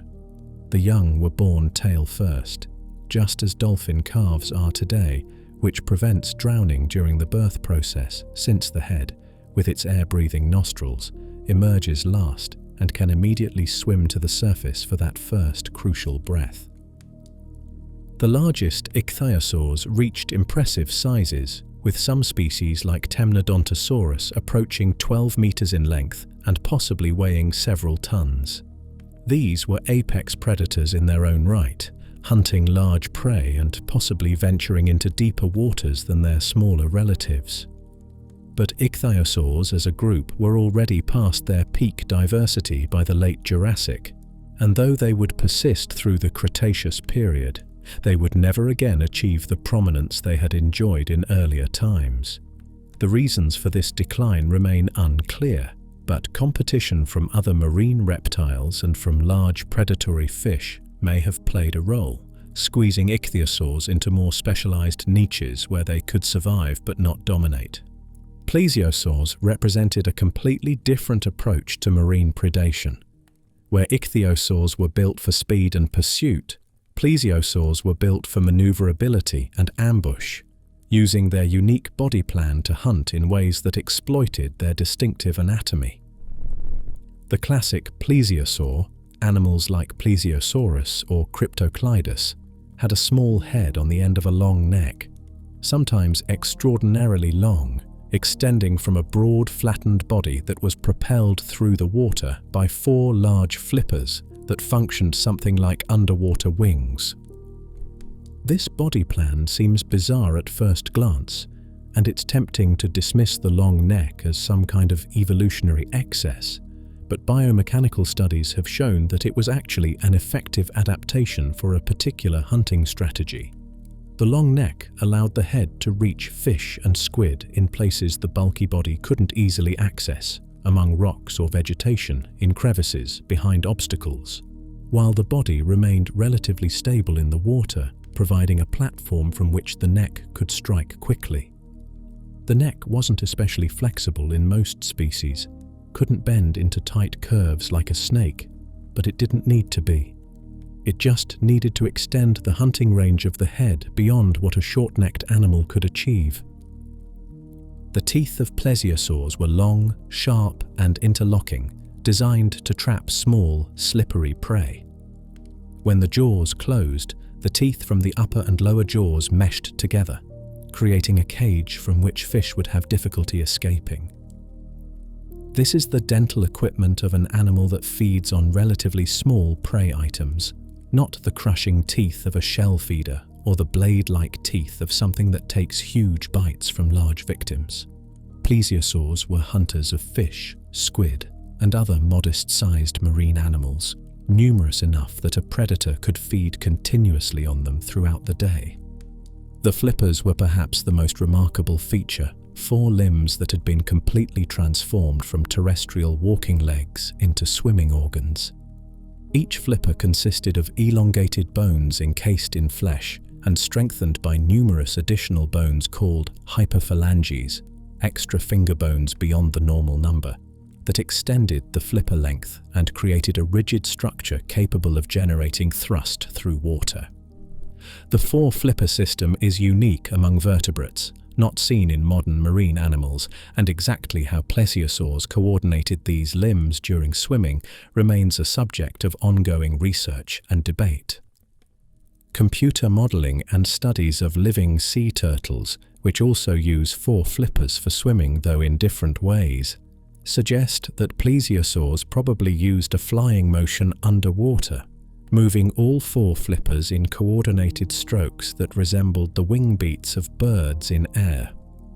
This would have provided both forward propulsion and excellent maneuverability, allowing plesiosaurs to turn quickly, hover in place, and execute complex movements that helped them hunt agile prey in 3-dimensional space. Plesiosaurs also gave birth to live young, producing large offspring, sometimes half the length of the mother, that were probably capable of feeding independently from birth. Fossil evidence suggests they bore single offspring rather than litters, which makes sense given the large size of the babies and the metabolic costs of developing them. This reproductive strategy indicates significant parental investment in each offspring, though whether there was any parental care after birth remains unknown. The young may have stayed with their mothers for some period, learning hunting techniques and gaining protection, or they may have been immediately independent. The fossils can't tell us. Pliosaurs were plesiosaurs that had taken an evolutionary left turn, evolving from long-necked ancestors into something that looked almost like a different animal entirely. Where plesiosaurs had long necks and small heads, pliosaurs had short necks and enormous heads, some of them exceeding 2 meters in length and filled with teeth the size of railroad spikes. These were the apex predators of Jurassic seas, animals that hunted other large marine reptiles, including other plesiosaurs and possibly even smaller pliosaurs. The skull of a pliosaur was a killing machine, massively constructed with powerful jaw muscles that could generate bite forces comparable to those of modern crocodiles, but operating in a much larger skull. The teeth were large, conical, and deeply rooted in the jaws, designed not for slicing like the teeth of theropods, but for puncturing and holding, for penetrating the bodies of large prey and maintaining grip while the victim struggled. Some pliosaurs reached lengths of 12 to 15 meters, with body masses that may have exceeded 10 tons, making them among the largest predators of the Jurassic period in any environment. Pliosaurus and Leopleurodon are the best-known genera, animals that have achieved almost legendary status in popular depictions of prehistoric marine life, though some documentaries and books have exaggerated their sizes considerably. The largest well-documented pliosaurs were indeed massive, but claims of 20-meter monsters weighing 50 tons are not supported by actual fossil evidence. Still, even at their confirmed sizes, pliosaurs were formidable predators, sitting at the top of marine food webs and having few, if any, natural enemies once they reached adult size. The diversity of marine reptiles in the Jurassic extended beyond these three main groups. Marine crocodiles, members of a group called Thalattosuchians, had adapted to life in the sea and occupied ecological niches similar to modern marine crocodiles, though they were more thoroughly marine than any living crocodilian. Some had tails that looked like shark tails, and their limbs had been modified into flippers, indicating they were fully committed to aquatic life and probably never came ashore except perhaps to bask. The oceans were also full of other life that provided food for these marine reptiles. Ammonites, those coiled cephalopods related to modern squid and octopuses, were abundant and diverse, ranging from species with shells smaller than a coin to giants with shells over a meter in diameter. Fish were diverse as well, including both bony fish, similar to modern types, and sharks that would have been recognizable, though not identical to living species. The marine ecosystem was complex, multi-layered, with food webs that supported everything from tiny planktonic organisms to the largest predators the ocean has ever held. What's striking about Jurassic marine reptiles is how thoroughly they had colonized the oceans, how completely they had adapted to marine life despite their terrestrial ancestry. These weren't animals that occasionally ventured into water or that split their time between land and sea. These were full-time marine creatures, as committed to ocean life as any whale or dolphin, and in many cases more specialized, more morphologically distinct from their terrestrial ancestors than modern marine mammals are from theirs. The ocean wasn't just habitat for them, it was home, the only environment where they could exist, and they had been filling that environment successfully for tens of millions of years by the time the late Jurassic arrived. The fossil record of marine reptiles is exceptional compared to terrestrial animals in some ways, simply because aquatic environments are better for preservation than most terrestrial settings. Dead marine animals sink, get buried in sediment, and have a much better chance of fossilizing than something that dies on land where scavengers, weather and erosion conspire to destroy bones before they can be covered. This means our knowledge of Jurassic marine life is, in some respects, more complete than our knowledge of what was happening on land during the same time, though gaps and uncertainties remain in both realms. The Jurassic seas were dangerous places, filled with predators that could grow larger than any terrestrial carnivore, and that hunted in an environment where there was no place to hide, no burrows to retreat into, no forest cover to break line of sight. If you could have dove into a Jurassic ocean, you would not have been safe anywhere, not in the shallows where smaller predators patrolled, not in deeper water where pliosaurs hunted, not at the surface where pterosaurs might have snatched small animals and where some marine reptiles came to breathe. The ocean was a complete ecosystem, functioning without the divisions between aquatic and terrestrial that sometimes characterize modern coastal environments, and the marine reptiles were its undisputed rulers, the animals that defined what it meant to be a predator or a prey species in the largest habitat on Earth. The seas and land were conquered, ecosystems filled with diverse assemblages of reptiles exploiting every available niche, but one realm remained largely empty until the middle of the Mesozoic era: the sky. Flight is extraordinarily difficult to evolve, requiring radical modifications to body structure, metabolism, and behavior, and in the entire history of life on Earth, only 4 groups of vertebrates have achieved powered flight. Insects accomplished it first, hundreds of millions of years ago, followed by pterosaurs in the Triassic period, then birds in the Jurassic, and finally bats much later in the Cenozoic era. Of these, pterosaurs were the first vertebrates to master the air, and for over 160 million years, they were the dominant flying animals on the planet. Pterosaurs were not dinosaurs, though they're often grouped with dinosaurs in popular imagination and museum exhibits. They were a separate lineage of archosaurs, the larger group that includes crocodilians, dinosaurs and birds, and they evolved flight completely independently from the lineage that would eventually produce birds. This convergent evolution different groups arriving at similar solutions to the same problem, resulted in flying animals that looked superficially similar in some ways, but were built on fundamentally different anatomical plans. The most obvious difference was in the wing structure itself. Bird wings are built from feathers, complex structures made of keratin that attach to highly modified forelimbs. Pterosaur wings were membranes, sheets of skin and muscle, and blood vessels stretched between an enormously elongated fourth finger and the body, with additional membrane sometimes extending from the hind legs to the tail. This membrane was not simply bare skin like a rubber sheet. It contained layers of muscle fibers, particularly actinofibrils, that provided structural support and allowed the pterosaur to adjust wing shape and tension during flight, creating subtle changes in aerodynamics that improved efficiency and maneuverability. The fourth finger that supported the wing was extraordinarily long, often longer than the rest of the body, and composed of bones that were hollow and pneumatic, filled with air spaces connected to the respiratory system, just as sauropod neck vertebrae were. This made them incredibly light without sacrificing strength, a crucial adaptation for an animal that needed to minimize weight in order to fly.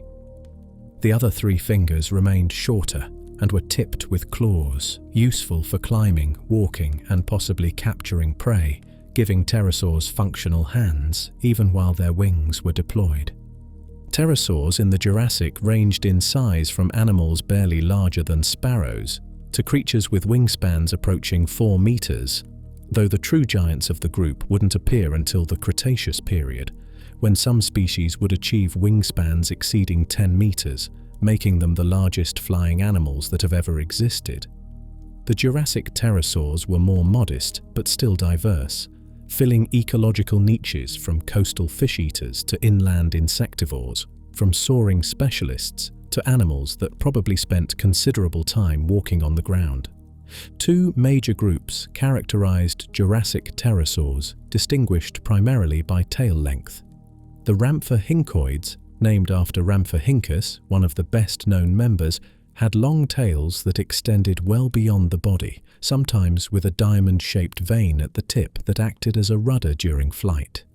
These long tails provided stability, particularly useful for animals that hunted over water where precision maneuvering was important for snatching fish from the surface.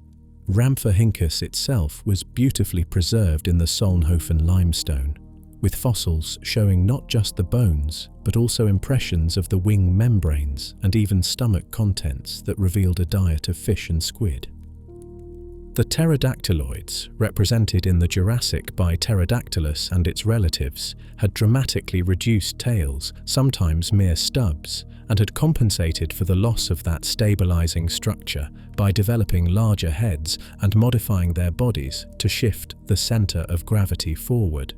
This gave them different flight characteristics than the Rhamphorhynchoids, probably more agile and better suited to rapid direction changes, and they would eventually become the dominant pterosaur group in the Cretaceous, completely replacing the long-tailed forms. The skull of a pterosaur was a marvel of lightweight engineering, with bones that were paper-thin in places, held together by narrow struts and enclosed by large openings that reduced weight while maintaining structural integrity.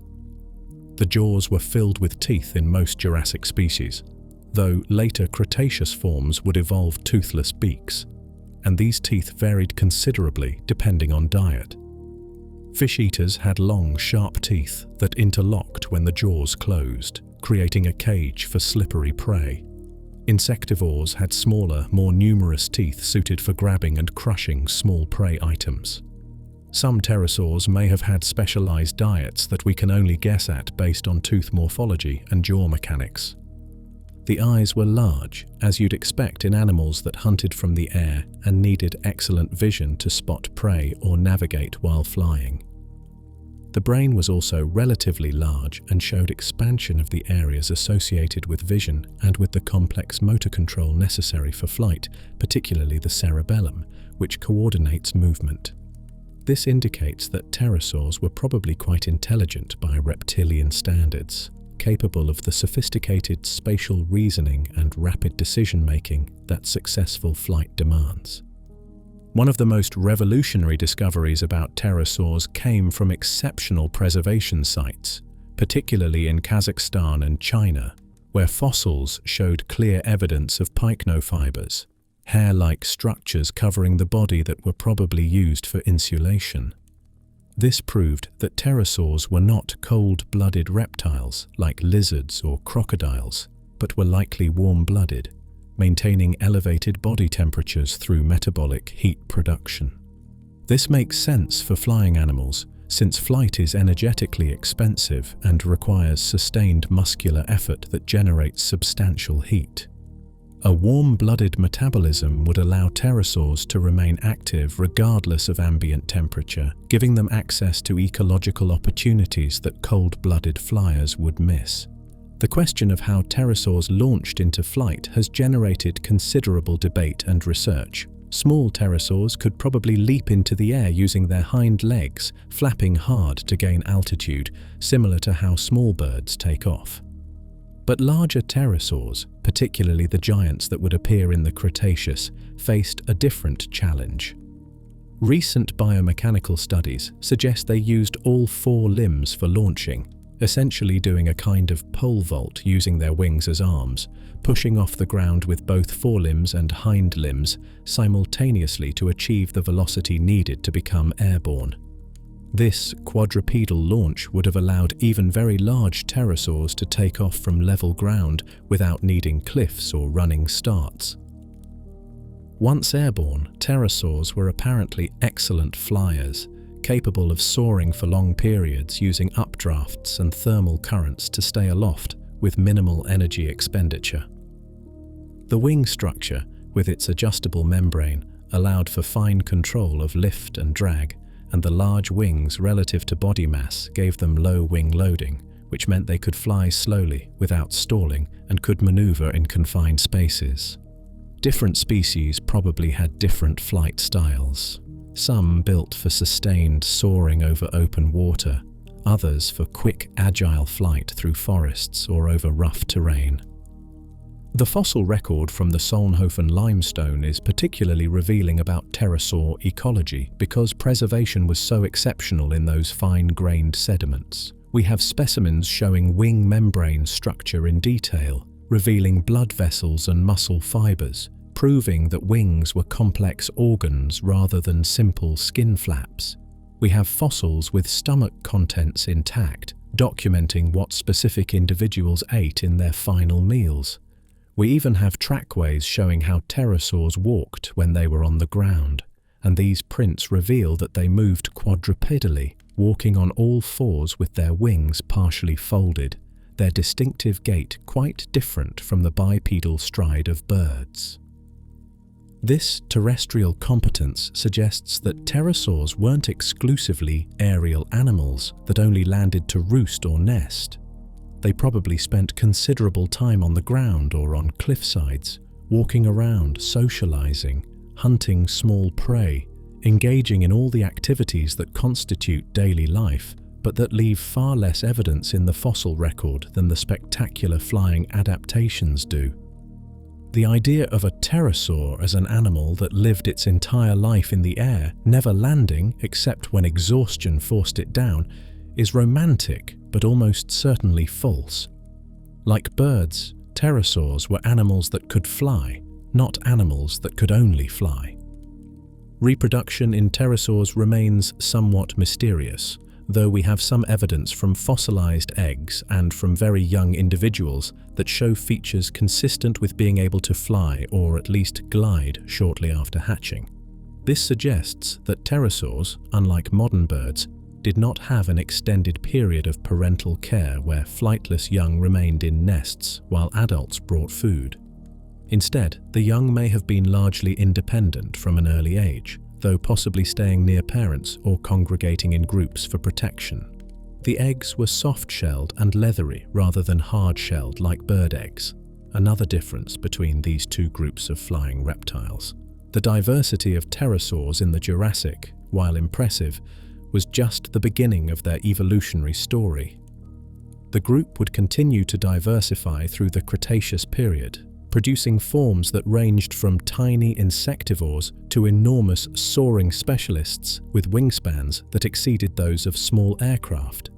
They would occupy niches from coastal fishing to inland scavenging, would develop elaborate head crests that probably served in social signaling, would become some of the most spectacular animals the planet has ever produced. And all of this success was built on the foundation laid by the Jurassic pterosaurs, the animals that proved reptiles could master the sky and compete successfully with the insects that had owned that realm for hundreds of millions of years before vertebrates arrived. The Jurassic sky wasn't empty like it had been in earlier periods, but it also wasn't yet the crowded aerial environment it would become later. Pterosaurs were the dominant flyers, but they were beginning to face competition from an unexpected source, a group of small theropod dinosaurs that were developing feathers and experimenting with gliding and eventually with powered flight. These early birds were still primitive compared to later forms, still transitional between their dinosaurian ancestors and the modern birds that would eventually replace pterosaurs as the dominant flying vertebrates. But they were there, sharing the Jurassic skies with pterosaurs, and in one particular location in what is now Germany, one of these early birds would be preserved so perfectly that it would become one of the most important fossils in the history of paleontology. Clear evidence that the age of pterosaurs was about to be joined by the age of birds. In 1861, workers quarrying limestone in Bavaria discovered something extraordinary, a fossil feather perfectly preserved in fine-grained stone, showing every detail of its structure down to the individual barbs and barbules. This was remarkable enough on its own, but what made the discovery revolutionary was the age of the rock. This feather came from the late Jurassic, from a time when birds supposedly didn't exist, from deposits that were 150 million years old. And if there was a feather, there had to be a bird, even though nothing in the fossil record up to that point had suggested that birds existed anywhere near that far back in time. Within months, quarry workers found the rest of the animal. The first complete skeleton of Archaeopteryx emerged from the Solnhofen limestone, preserved in exquisite detail by the same fine sediments that had captured pterosaurs and fish and marine invertebrates. And it was immediately clear that this was something unprecedented in paleontology. Here was an animal that was both bird and reptile, that had feathers and wings, but also teeth and a long bony tail that could apparently fly but retained features that were undeniably dinosaurian. The timing of the discovery was almost too perfect. Charles Darwin had published On the Origin of Species just 2 years earlier, and here was fossil evidence of exactly the kind of transitional form his theory predicted. An animal caught in the act of evolving from one type of organism into another. The name Archaeopteryx means ancient wing, and it was appropriate for an animal that represented the earliest known stage of bird evolution, though we now know there were probably earlier birds that simply haven't been found yet or that didn't preserve as well. What makes Archaeopteryx so important isn't just that it was old, though at 150 million years it's certainly ancient by any reasonable standard, but that it preserved such a perfect combination of reptilian and avian features, making it an ideal illustration of how major evolutionary transitions actually work.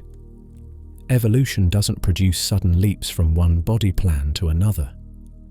It produces gradual modifications, with animals existing in intermediate states that combine features of their ancestors with features that will characterize their descendants.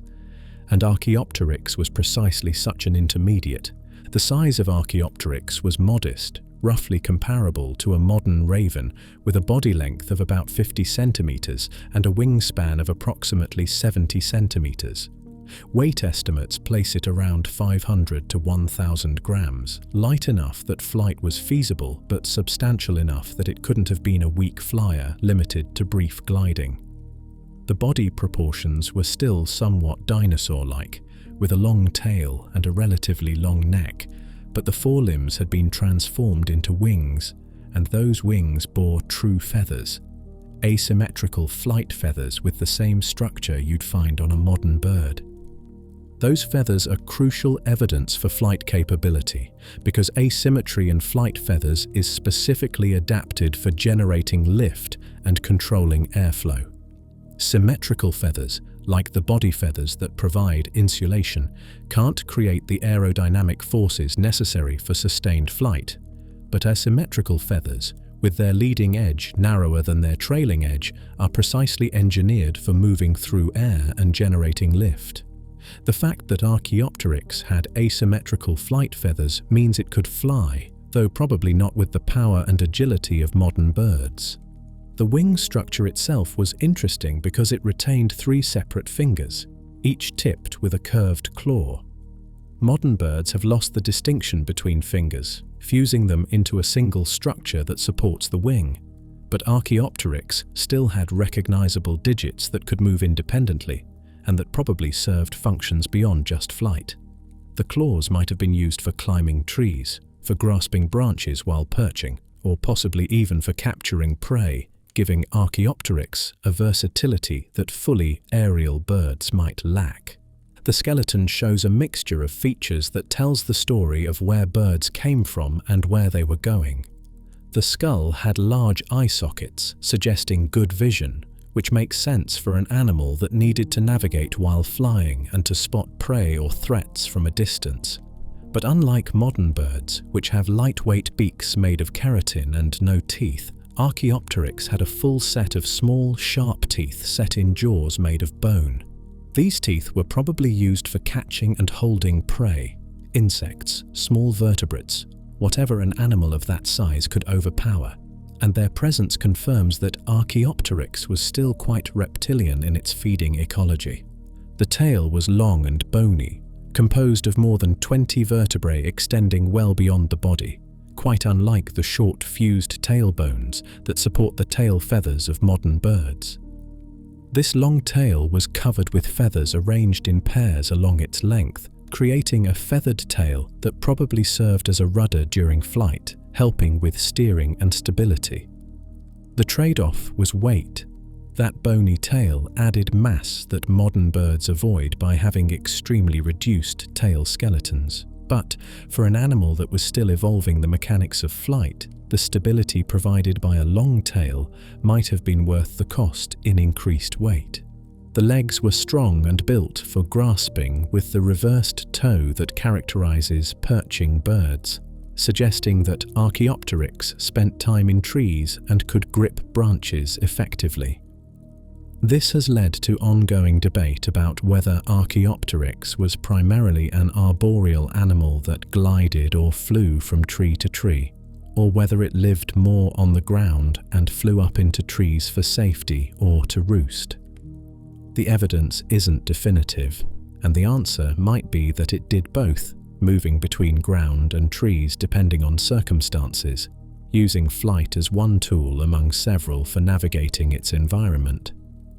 The question of how well Archaeopteryx could fly has occupied researchers for decades, with opinions ranging from barely at all, mostly gliding, to reasonably well for short distances. The most recent biomechanical analyses suggest something in between, that Archaeopteryx was capable of powered flight, meaning it could flap its wings and generate thrust rather than just gliding passively, but that it wasn't capable of sustained flight over long distances or of the aerial acrobatics that modern birds perform. The flight style was probably burst-powered, using rapid wing beats to gain altitude or speed for short periods, then either landing or transitioning to gliding to conserve energy. The lack of a keeled sternum, the enlarged breastbone that provides attachment points for the massive flight muscles of modern birds, suggests that the flight muscles of Archaeopteryx were less powerful than in later birds. But the shoulder joint shows the range of motion necessary for the full wing stroke required for flapping flight, and the presence of a wishbone, the fused clavicles that act as a spring to store energy during wing beats, indicates that the basic anatomical equipment for powered flight was present. Archaeopteryx could fly, but it was still learning how, still working out the details of a body plan that would be refined over millions of years into the supremely efficient flying machines that birds would eventually become. The brain of Archaeopteryx, reconstructed from skull anatomy, shows features associated with flight and with the processing of visual information, with an enlarged cerebellum for coordination, and with optic lobes that suggest vision was the primary sense. This is consistent with an animal that needed to navigate three-dimensional space and judge distances accurately while flying, requirements that demand considerable neural processing power. The brain wasn't as large as in modern birds, and the areas associated with complex cognition weren't as developed, but it was clearly the brain of an animal that could perform sophisticated motor tasks and process sensory information rapidly. 12 specimens of Archaeopteryx have been found, all from the Solnhofen area of Bavaria, all from the same geological formation that preserved those spectacular pterosaurs and marine life. This concentration tells us something about the rarity of the animal, or at least the rarity of preservation, and about the specific conditions necessary to fossilize something with feathers intact. The Solnhofen limestone formed in tropical lagoons where fine sediments and anoxic conditions allowed for exceptional preservation, and without those conditions, we might never have known about Archaeopteryx at all, might never have had such clear evidence of the dinosaur-to-bird transition. Each specimen has taught paleontologists something new. The Berlin specimen, found in 1877, is the most complete and has been studied more intensively than any other. The London specimen was the first to be scientifically described. More recent discoveries have shown variations between individuals, possibly representing different species of Archaeopteryx, or possibly just individual variation within a single species, and these specimens have revealed details about feather arrangement and muscle attachment points that weren't visible in earlier finds. The evolutionary significance of Archaeopteryx extends beyond just proving that birds evolved from dinosaurs, something that's now so well established that it's barely controversial anymore.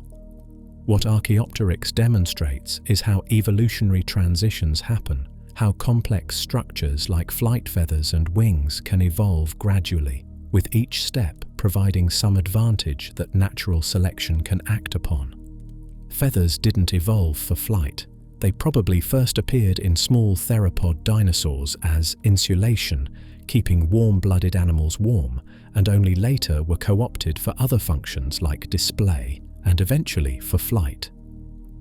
The existence of Archaeopteryx in the late Jurassic means that birds were already present, already experimenting with flight, already beginning the diversification that would eventually produce the 10,000 or so species alive today. They coexisted with pterosaurs, sharing the sky but occupying different niches, probably not in direct competition because they were pursuing different prey and using different flight styles. The Jurassic sky had room for both, and for millions of years, pterosaurs remained the dominant flyers while birds slowly refined their anatomy and behavior. But the future belonged to birds, not because they were inherently superior, but because circumstances would favor their particular adaptations. When the Cretaceous period ended with the asteroid impact that killed the non-avian dinosaurs and the pterosaurs, birds survived, probably because they were smaller, more adaptable, capable of surviving on diverse diets, and able to exploit resources that the larger flying reptiles couldn't access. And all of that survival, all of the modern diversity of birds, traces back to animals like Archaeopteryx, small feathered theropods that lived in late Jurassic forests and lagoons, that caught insects and small prey, that perched in trees and flew between branches, that were neither fully dinosaur nor fully bird, but something perfectly themselves, evolutionary experiments that succeeded beyond any measure their genes could have predicted. While pterosaurs ruled the skies and marine reptiles dominated the oceans, while dinosaurs of every description filled the terrestrial ecosystems from pole to pole, Another group of animals existed in the margins of those same environments, largely unseen, mostly nocturnal, rarely growing larger than a modern house cat. The mammals of the Jurassic period were small, inconspicuous creatures that lived in the literal and figurative shadows of the dinosaurs. But they were survivors, and their survival strategy, stay small, stay hidden, wait for opportunities, would eventually prove more durable than the dominant strategies employed by the reptiles that towered over them. Mammals had been present since the late Triassic, having evolved from synapsid reptiles that were themselves once dominant, but had been largely displaced by dinosaurs and other archosaurs during the Triassic-Jurassic transition. By the time the Jurassic began, mammals had already been living as small, marginal animals for tens of millions of years, and they would continue in that role for another 100 million years through the entire span of the Mesozoic era, never achieving the size or diversity that would characterize them after the asteroid impact eliminated the non-avian dinosaurs and opened up ecological niches that mammals could finally exploit. The size constraint wasn't arbitrary or accidental. In ecosystems dominated by dinosaurs, there was simply no room for large mammals. The ecological roles that large mammals would eventually fill, herbivores browsing on vegetation, predators hunting those herbivores, omnivores occupying spaces in between, were already occupied by dinosaurs that had evolved those adaptations first and had refined them over millions of years. A mammal attempting to compete directly with dinosaurs for those niches would have been at a disadvantage, outcompeted by animals that were already specialized for those roles and that had body plans optimized through long evolutionary histories. Instead, mammals survived by not competing, by finding niches that dinosaurs either couldn't access or weren't particularly good at exploiting. Being nocturnal was one such strategy. Dinosaurs, with their reptilian ancestry and their probable dependence on visual hunting, were primarily diurnal, active during the day when light levels were high. Mammals, with their warm-blooded metabolism and their enhanced senses of hearing and smell, could be active at night when dinosaurs were resting, feeding on insects and small vertebrates and plant material that would still be there in the morning, but that mammals could harvest without competition or predation risk. The fossil record of Jurassic mammals is frustratingly sparse compared to the rich dinosaur record from the same period, partly because small bones don't preserve as well as large ones, and partly because the environments where small mammals lived, forests, undergrowth, burrows, aren't ideal for fossilization. But we do have enough specimens to understand the basic outlines of mammal diversity and ecology during this time. And what emerges is a picture of surprising variety within the constraints of small size. Jurassic mammals ranged from animals barely larger than modern shrews, weighing perhaps 20 grams and measuring just a few centimeters in body length, up to creatures the size of small dogs, reaching weights of several kilograms. The larger forms were exceptional though, and most Jurassic mammals probably weighed less than half a kilogram, making them comparable to modern mice and rats. This small size had advantages: less food required, faster reproduction, ability to shelter in spaces too small for predators, but it also imposed limits on the complexity of behavior and social organization that were possible. The teeth of Jurassic mammals show considerable diversity in shape and function, indicating that different species were exploiting different food sources. Some had sharp, pointed teeth suited for catching and eating insects. The protein-rich diet that could support the high metabolic demands of small, warm-blooded animals. Others had more generalized teeth that could process both animal and plant material, making them omnivores capable of switching between food sources, depending on seasonal availability. Still others showed early signs of specialization toward herbivory, though true herbivorous mammals with complex digestive systems wouldn't appear until later. The discovery of a well-preserved Jurassic mammal skull with delicate bones of the middle ear still intact revealed something important about mammalian sensory capabilities. Mammals had evolved a three-bone middle ear system, the Malleus, Incus and Stapes, that was far more sensitive to sound than the single-bone system found in reptiles. This meant that Jurassic mammals could hear a wider range of frequencies and could detect sounds that would be inaudible to dinosaurs, providing an advantage in detecting both prey and predators, particularly in low-light conditions where vision was compromised. The sense of smell was also highly developed, far beyond what dinosaurs possessed, and this too would have been advantageous in nocturnal environments where chemical cues could reveal information about food sources, potential mates, territorial boundaries, and nearby predators. The combination of excellent hearing and smell meant that mammals were living in a sensory world quite different from the one dinosaurs inhabited, perceiving environmental features and threats that were invisible to the dominant animals around them. Fur was present in Jurassic mammals, though direct fossil evidence is rare because soft tissues don't typically preserve. We infer the presence of fur from indirect evidence, the presence of whisker pits in some skulls, the need for insulation in small, warm-blooded animals, and the fact that all modern mammals have fur or clearly evolved from furred ancestors. Fur would have been essential for thermoregulation, allowing these small animals to maintain stable body temperatures despite their high surface area to volume ratios that make heat loss a constant challenge. The warm-blooded metabolism of mammals was both an advantage and a burden. On the positive side, it allowed for activity regardless of ambient temperature, meant that muscles could operate at peak efficiency at any time of day or night, and enabled the rapid growth and development that characterized mammalian reproduction. On the negative side, it required constant fuel, forcing mammals to spend much of their active time searching for and consuming food just to maintain their metabolic furnaces. This is why small modern mammals like shrews have to eat almost continuously. They're burning through calories so fast that they're constantly on the edge of starvation. And Jurassic mammals would have faced the same challenge.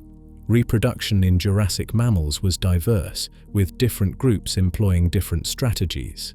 Some, like the monotremes that would eventually give rise to modern platypuses and echidnas, laid eggs, retaining the ancestral reptilian reproductive mode while caring for the eggs and young in ways reptiles typically didn't.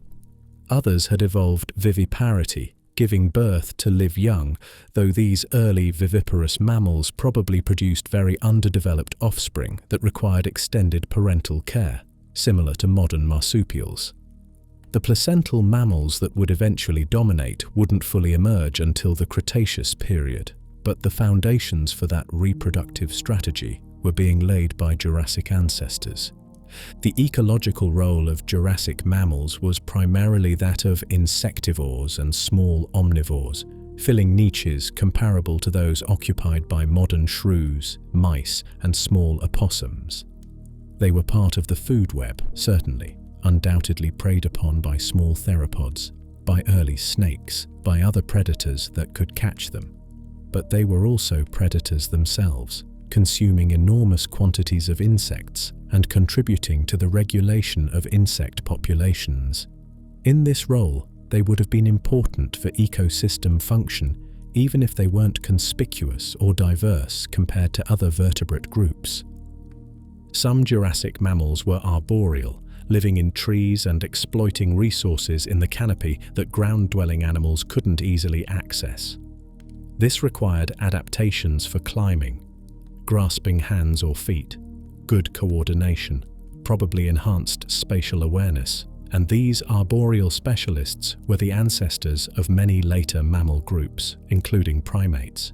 The tree-dwelling lifestyle offered relative safety from large ground-dwelling predators and access to food sources like insects, fruit, though fruits from flowering plants wouldn't be available until the Cretaceous, seeds, and tree sap. Others were probably fossorial, spending much of their time in burrows, emerging to feed but retreating underground to sleep and to avoid predators. Burrows provide protection from temperature extremes, from predators that can't dig, and from the dangers of surface life, and a small mammal that could excavate and maintain a burrow system would have had a significant survival advantage. The ability to dig also provides access to underground food sources like roots, tubers, and burrowing invertebrates. The diversity of Jurassic mammals, while modest compared to what would come later, was still greater than paleontologists once thought. New discoveries, particularly from China, where exceptional preservation has yielded specimens with fur and soft tissue, continue to reveal that these animals were more varied in form and ecology than the generic small shrew-like creature that used to dominate textbook illustrations. They had different body plans, different diets, different habitats, different reproductive strategies, and they were quietly diversifying throughout the Jurassic, even as dinosaurs captured all the attention both in their own time and in the modern imagination. The importance of Jurassic mammals extends far beyond their modest role in Jurassic ecosystems. These were the ancestors of every mammal that exists today, from blue whales to bats to humans. Every adaptation that characterizes modern mammals – fur, warm-bloodedness, complex teeth, enhanced hearing, parental care – was present or evolving during the Jurassic, refined in these small nocturnal animals that had to be extraordinarily good at what they did simply to survive in a world where they were perpetually at risk from larger predators. The strategy of staying small and inconspicuous worked for over 100 million years, through the remainder of the Jurassic, through the entire Cretaceous period, right up until that asteroid struck what is now the Yucatan Peninsula 66 million years ago. The impact and its aftermath killed the large dinosaurs, killed the pterosaurs, killed the marine reptiles, killed roughly 75% of all species on Earth. But it didn't kill the mammals. The small size that had been a constraint became an advantage. The ability to burrow, to survive on diverse diets, to maintain activity during temperature extremes, all of these features that had evolved as adaptations for living in the margins became the keys to surviving a global catastrophe. Within a few million years of the extinction event, mammals were radiating into the niches left vacant by dinosaurs, evolving larger body sizes, diversifying into forms that would eventually include everything from elephants to dolphins to bats. But all of that explosive diversification was built on the foundation laid by the Jurassic mammals, those small, furry, night-dwelling creatures that survived by not competing, by staying hidden, by being patient. They played the longest game in evolution, and in the end, their patience paid off beyond any measure that could have been predicted during those Jurassic nights when they scurried through underbrush while dinosaurs slept. All of the animals we've discussed, the giant sauropods and armored stegosaurs, the predatory theropods and swift ornithopods, the marine reptiles and flying pterosaurs, the small mammals hiding in the undergrowth, existed in real places, in specific environments where geology and climate and vegetation created the conditions that allowed particular ecosystems to function. Understanding the Jurassic requires more than just knowing what animals existed. It requires understanding where they lived and how they interacted, and for late Jurassic North America, we have an extraordinary window into one particular time and place through the fossils preserved in the Morrison Formation. The Morrison Formation stretches across the western interior of North America, from New Mexico in the south through Colorado, Utah, and Wyoming, extending north into Montana and even reaching into southern parts of Canada. This is a vast geographic range, covering hundreds of thousands of square kilometers, and the rocks that make up the formation were deposited over a span of roughly 10 million years. From about 156 million years ago to 147 million years ago. What this means is that the Morrison Formation isn't a snapshot of a single moment, but rather a composite portrait of an entire epoch, capturing how ecosystems changed over time and how different species appeared, thrived, and sometimes disappeared. The environment that produced the Morrison Formation was semi-arid, characterized by distinct wet and dry seasons rather than the constant humidity that prevailed in some other parts of the Jurassic world. During the wet season, rivers swelled and floodplains expanded, creating temporary wetlands and lakes that provided water and lush vegetation. During the dry season, these water sources shrank or disappeared entirely, forcing animals to congregate around the remaining pools and streams, creating conditions that led to both competition and predation as food and water became scarce. This seasonal variation is preserved in the rock itself, in alternating layers of sandstone deposited by rivers and mudstone laid down in floodplains, in the presence of paleosols, ancient soils, that show evidence of periods when plant roots penetrated the ground and vegetation grew, followed by periods of erosion when that vegetation was stripped away.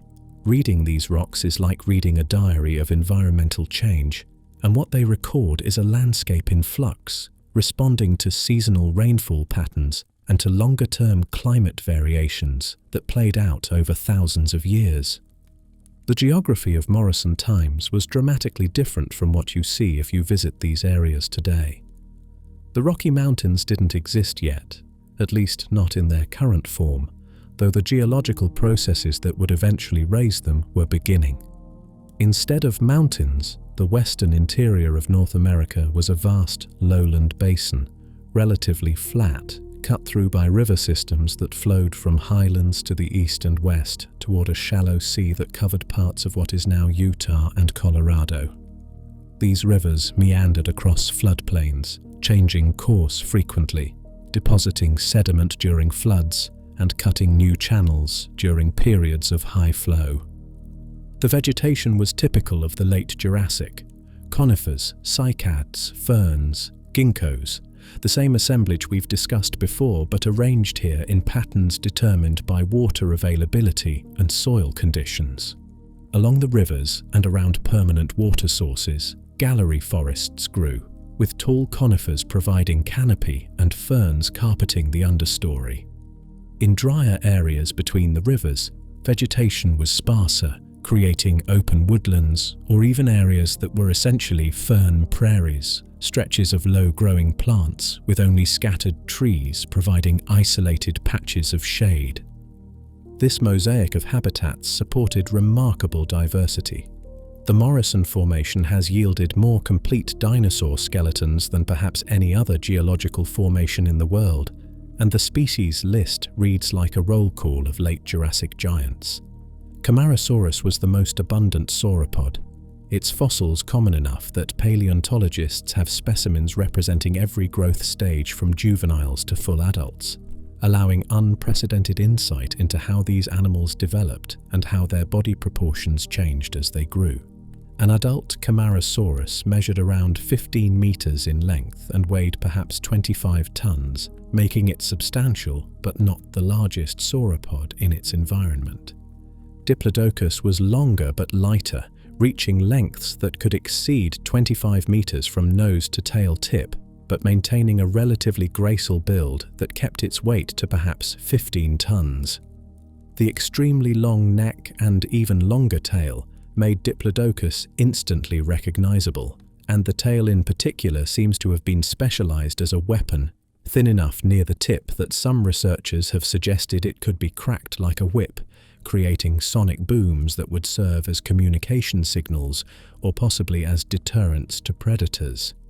Apatosaurus, the animal that was once called Brontosaurus before taxonomists decided the two names referred to the same genus, though recent research suggests they might be distinct after all, was more heavily built than Diplodocus, shorter but more massive, weighing perhaps 25 to 30 tons. And then there was Brachiosaurus, with its distinctive upright neck posture and longer front legs, standing taller than the others when it raised its head, capable of browsing vegetation 16 meters above the ground, higher than any other Morrison herbivore could reach. These weren't the only sauropods. Barosaurus was similar to Diplodocus, but with an even longer neck. Supersaurus was among the largest, with some individuals possibly approaching or exceeding 35 meters in length. The diversity of sauropods in Morrison ecosystems raises questions about how so many large herbivores could coexist without driving each other extinct through competition for food. The answer probably lies in niche partitioning, different species feeding at different heights, preferring different plant types, occupying different parts of the landscape. But the details remain subjects of ongoing research and debate. The predators that hunted these herbivores were equally impressive. Allosaurus was by far the most common large theropod, so common that some sites have yielded dozens of individuals from the same location. The Cleveland Lloyd Dinosaur Quarry in Utah, one of the richest fossil sites in the Morrison Formation, has produced remains from at least 46 individual Allosaurus, along with smaller numbers of other species. This concentration has led to various hypotheses about what might have caused so many predators to die in one place. A predator trap where herbivores became mired and predators died trying to feed on them. A drought that killed animals around a shrinking water source, or simply accumulation over long periods as the site remained attractive to predators for some reason. Ceratosaurus and Torosaurus occupied slightly different niches than Allosaurus, possibly hunting in different habitats or targeting different prey sizes, allowing multiple large predator species to coexist in the same general region without excessive competition. Smaller theropods like Ornithopods, barely larger than a modern turkey, would have hunted small prey, lizards, early mammals, insects, filling ecological roles similar to those of modern foxes or small cats. Stegosaurus was the iconic armored herbivore of Morrison ecosystems, common enough that complete skeletons have been found and mounted in museums around the world. The presence of healed wounds on some fossils, including that famous Allosaurus vertebra with a Stegosaurus spike hole in it, documents the reality of predator-prey interactions and proves that the thagomizer was used defensively and was effective enough to injure even large predators. Ornithopods were present as well, with Camptosaurus being the most common, filling the role of medium-sized herbivore and probably traveling in herds for protection. Dryosaurus, smaller and faster, would have relied more on speed than on group defense, sprinting away from threats rather than standing to fight. The Morrison Formation has also preserved evidence of pterosaurs, though flying animals are generally less likely to fossilize than terrestrial ones because they don't sink in water or get buried in sediment as easily. Small mammals are present in the fossil record, though they're rare for the reasons we've discussed. Small bones, environments that aren't ideal for preservation, scavenging and decay that destroy most remains before fossilization can occur.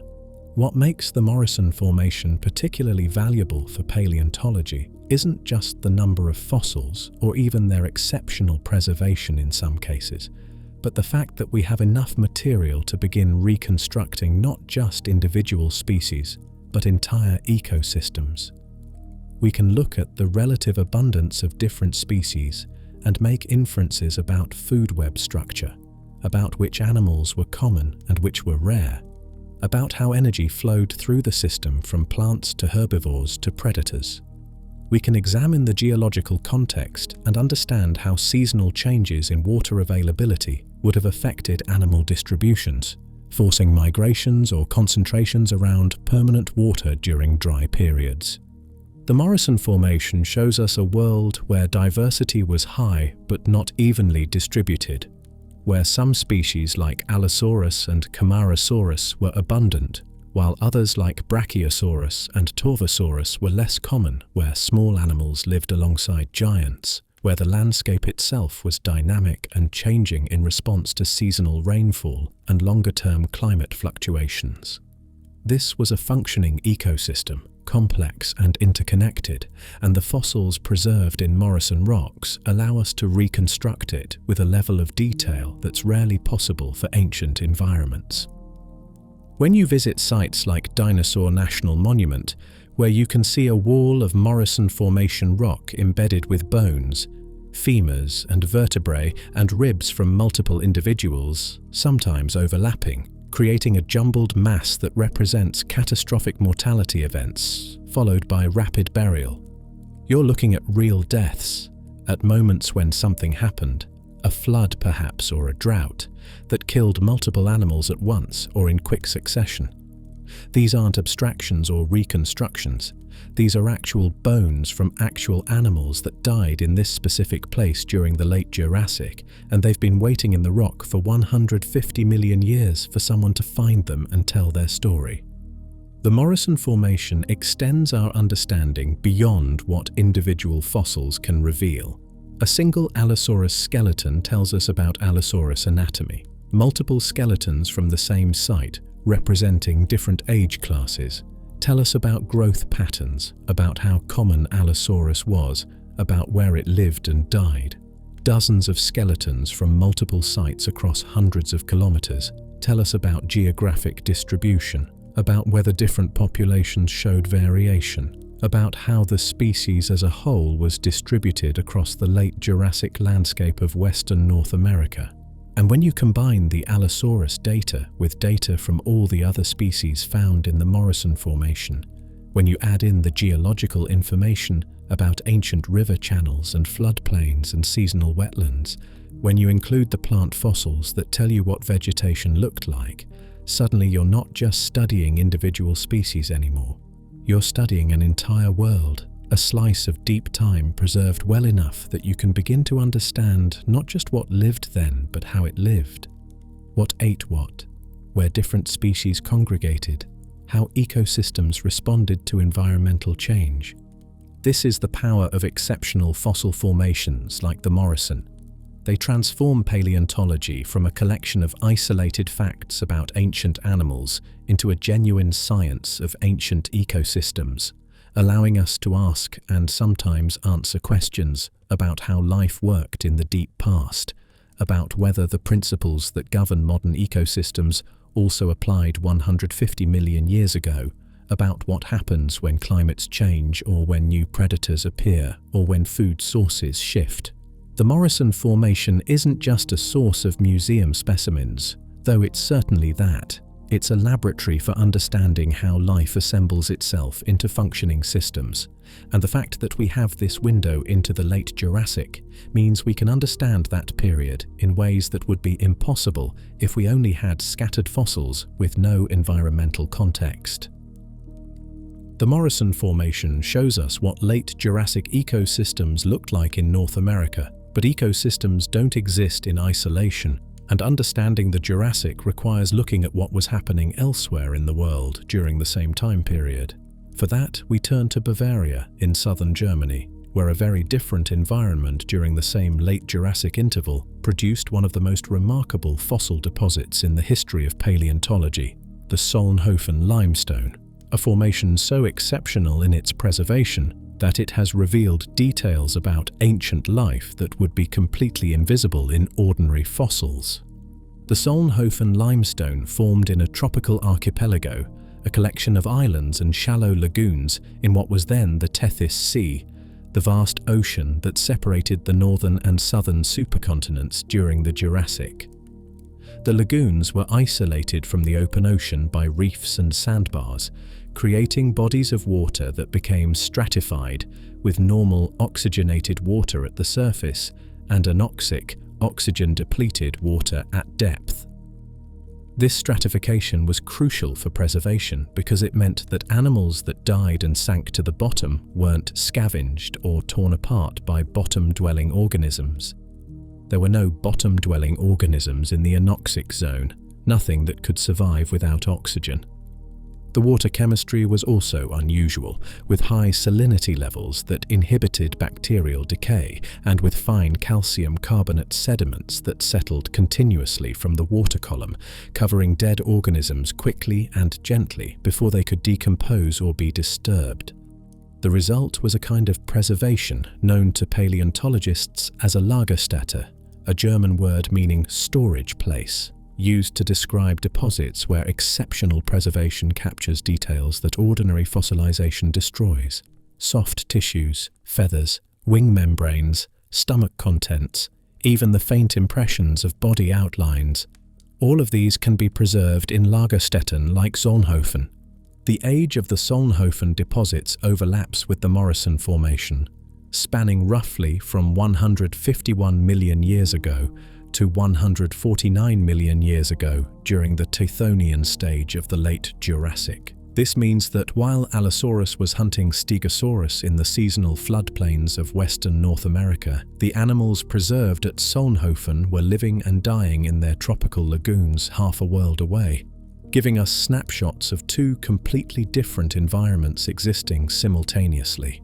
The fossil assemblage from Solnhofen is diverse and includes both terrestrial animals that somehow ended up in the lagoons, either by falling in, being washed in by storms, or dying on beaches and being carried into deeper water, and marine organisms that lived in the lagoons themselves.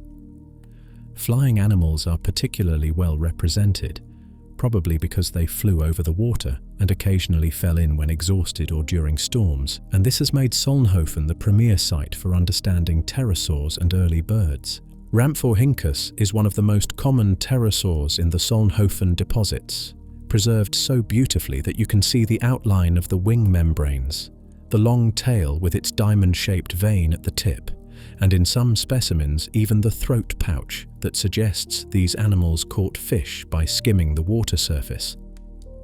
Some specimens show stomach contents, providing direct evidence of diet rather than forcing us to infer what they ate from tooth shape alone.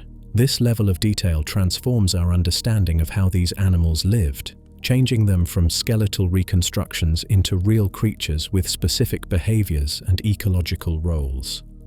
Pterodactylus is also common at Solnhofen, representing the short-tailed pterodactyloid group that would eventually replace the long-tailed forms. These specimens show the delicate bone structure of pterosaur skulls, with paper-thin bones held together by narrow struts, and they reveal details about how the wing attached to the body and how the fingers were arranged. Multiple specimens representing different age classes allow paleontologists to study growth patterns and to understand how pterosaur anatomy changed as individuals matured. But the most famous fossils from Solnhofen are the specimens of Archaeopteryx, all 12 known examples of this transitional bird coming from this single formation in Bavaria. The exceptional preservation that captured pterosaur wing membranes also captured the feathers of Archaeopteryx, preserving them in such detail that individual barbs are visible, that the asymmetry of the flight feathers is obvious, that there's no question these were real, functional feathers capable of generating lift. Without Solnhofen, we might have found Archaeopteryx skeletons elsewhere, but we wouldn't have known about the feathers, and the entire evolutionary story of how birds emerged from dinosaurs would be far less clear. The marine life at Solnhofen included fish of various types, from small schooling species to larger predatory forms, and these fish are often preserved so well that scales and fin rays are visible, sometimes even showing color patterns preserved as traces of organic compounds in the rock. Cephalopods were abundant, particularly belemnites, squid-like animals with internal shells, and ammonites with their coiled external shells, both groups representing important components of Jurassic marine ecosystems. Horseshoe crabs are common in Solnhofen deposits, sometimes preserved in positions that suggest they were crawling across the lagoon bottom before dying, their trackways visible in the rock leading up to the body. These animals are virtually identical to modern horseshoe crabs, an example of evolutionary stasis where a successful body plan persists for hundreds of millions of years because it works well enough that natural selection doesn't favor major changes. Insects are beautifully preserved, including dragonflies with wingspans of up to 20 centimeters, substantially larger than most modern dragonflies, and various species of beetles, flies, and other groups. The diversity of insects at Solnhofen reflects the importance of these animals in Jurassic ecosystems, where they served as pollinators for gymnosperms, as decomposers breaking down dead organic matter, and as prey for larger animals including the pterosaurs and early birds we've discussed. Small dinosaurs occasionally appear in Solnhofen deposits, most notably Compsognathus, a chicken-sized theropod that probably hunted lizards and insects on the islands surrounding the lagoons. One specimen preserves the skeleton of a small lizard inside the ribcage, providing direct evidence of diet and showing that even small theropods were effective predators capable of catching quick-moving prey. The rarity of terrestrial dinosaurs in these deposits makes sense.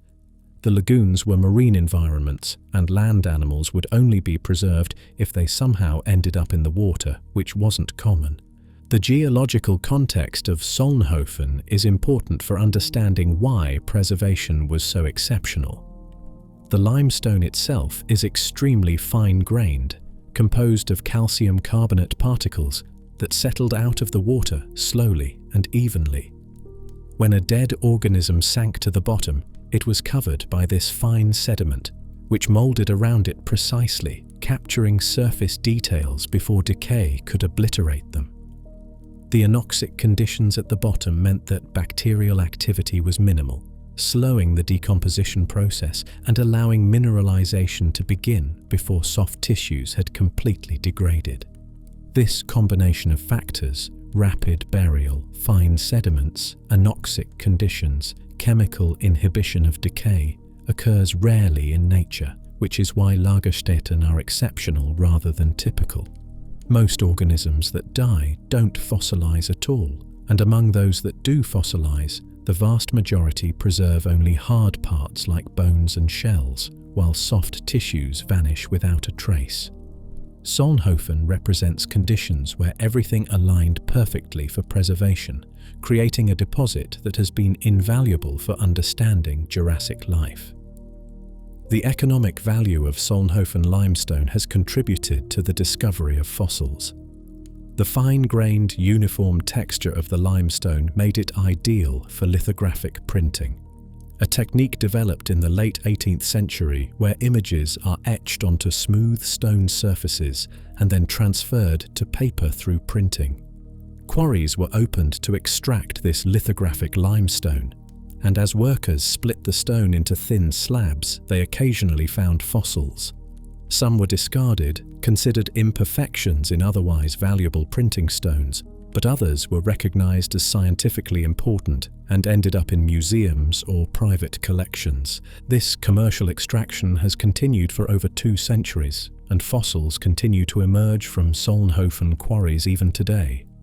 Each new specimen adds to our understanding, sometimes confirming what we already knew, but occasionally revealing something unexpected. A new species, an unusual preservation of soft tissue, evidence of behavior or ecology that wasn't previously documented.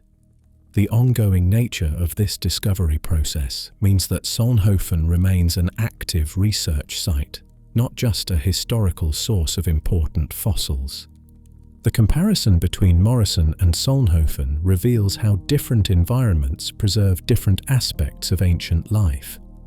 Morrison gives us large terrestrial animals in high abundance, allowing statistical analysis of population structures and ecological relationships. Solnhofen gives us smaller animals and exceptional preservation of soft tissues, providing details about anatomy and appearance that Morrison can't match. Neither site alone would give us a complete picture of the late Jurassic, but together they complement each other, filling in gaps and providing different perspectives on what life was like 150 million years ago. This pattern holds more generally in paleontology. Understanding ancient worlds requires multiple windows, multiple deposits that preserve different environments and different types of organisms under different conditions. The Morrison Formation is invaluable for understanding late Jurassic terrestrial ecosystems in North America. Solnhofen is irreplaceable for understanding flying animals and marine life in European tropical lagoons. And there are other formations, other windows into the Jurassic, each contributing unique information that helps build the comprehensive picture we're assembling chapter by chapter. The fossils from Solnhofen aren't just scientifically important, they're also aesthetically striking, beautiful objects that capture the imagination even for people who aren't particularly interested in paleontology.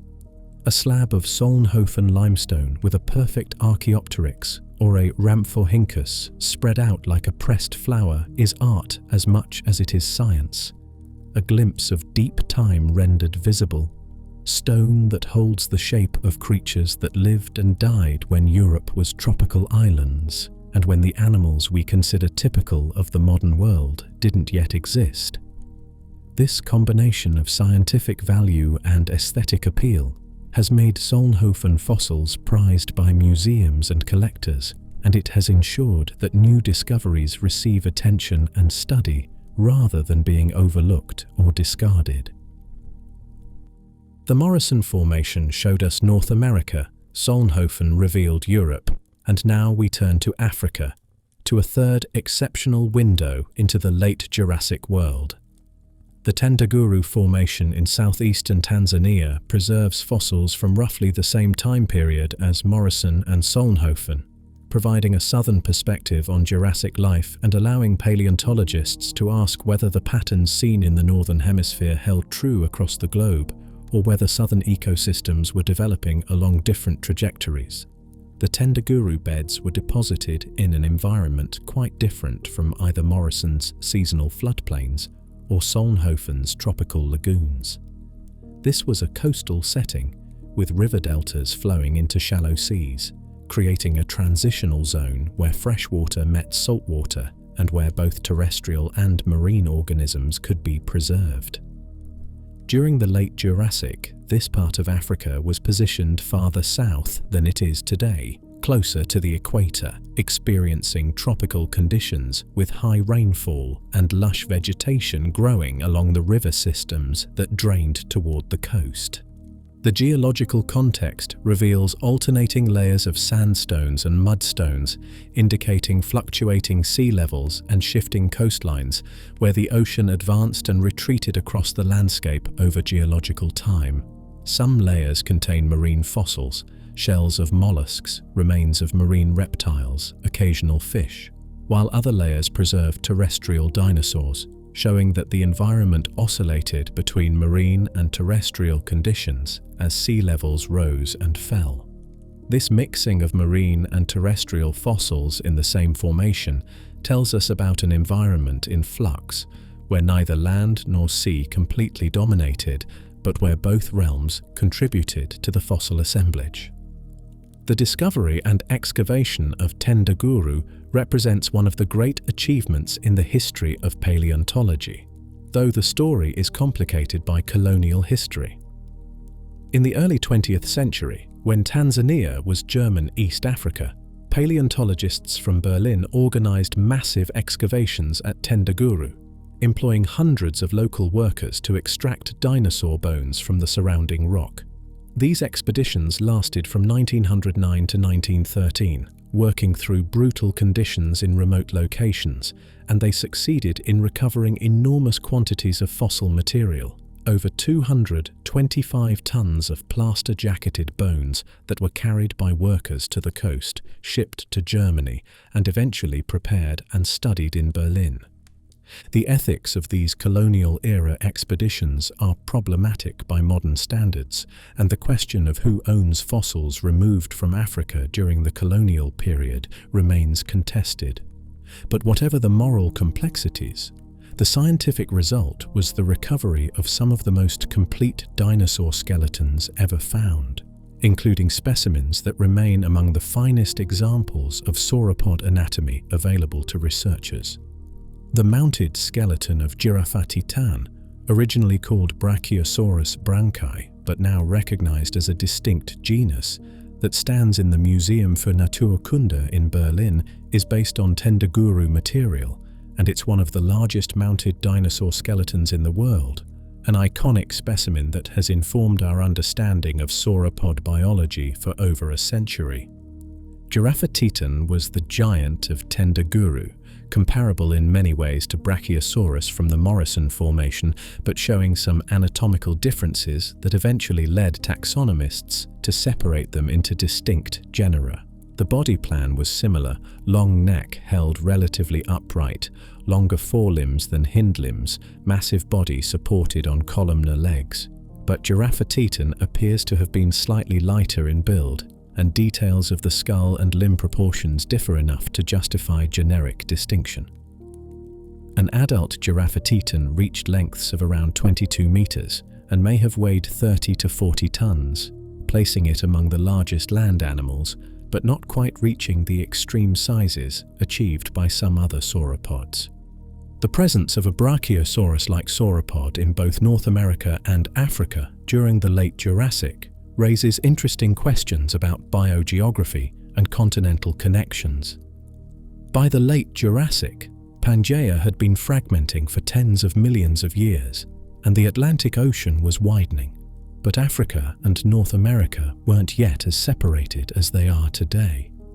Land connections may have persisted across what would become the South Atlantic, allowing animals to disperse between continents, or perhaps populations had separated earlier and were evolving independently while still retaining similar overall body plans.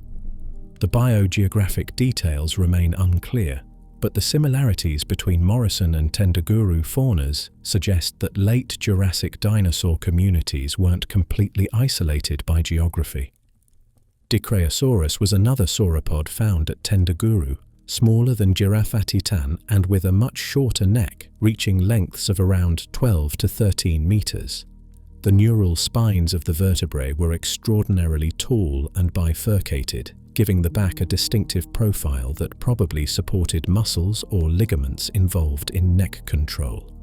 This diversity of sauropod body plans, long-necked giants browsing high vegetation and shorter-necked forms feeding at intermediate heights, parallels what we see in the Morrison Formation, suggesting that niche partitioning among herbivores was a common pattern in late Jurassic ecosystems regardless of geography. Kentrosaurus was Tendaguru's stegosaur, smaller than Stegosaurus from North America, but more heavily armed with larger spikes and smaller plates.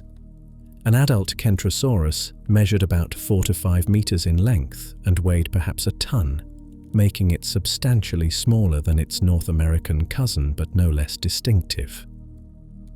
The arrangement of armor was different. More emphasis on spikes along the tail and shoulders, less on the large plates that characterized Stegosaurus, suggesting that different stegosaur lineages were experimenting with different balances between display and defense. Allosaurus was an unusual theropod found at Tendaguru, belonging to a group called Ceratosaurs, but built for speed rather than power. It was lightly constructed, with long, slender legs and relatively small jaws, suggesting a diet of small prey and a hunting style based on pursuit rather than ambush or overwhelming strength. The presence of this gracile predator alongside more typical large theropods indicates that Tendaguru ecosystems supported diverse predator guilds, with different species targeting different prey sizes and using different hunting strategies.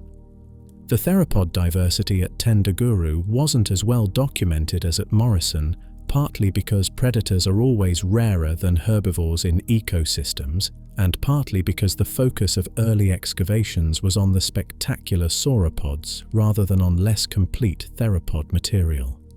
But enough has been found to confirm that large predators were present, and isolated teeth and bones suggest animals comparable to Allosaurus, though whether these represent the same genus or closely related African species remains debated.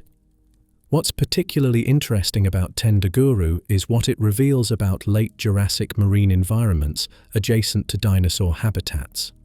Some layers preserve marine reptiles, particularly plesiosaurs, that were living in the shallow seas that periodically flooded the coastal areas.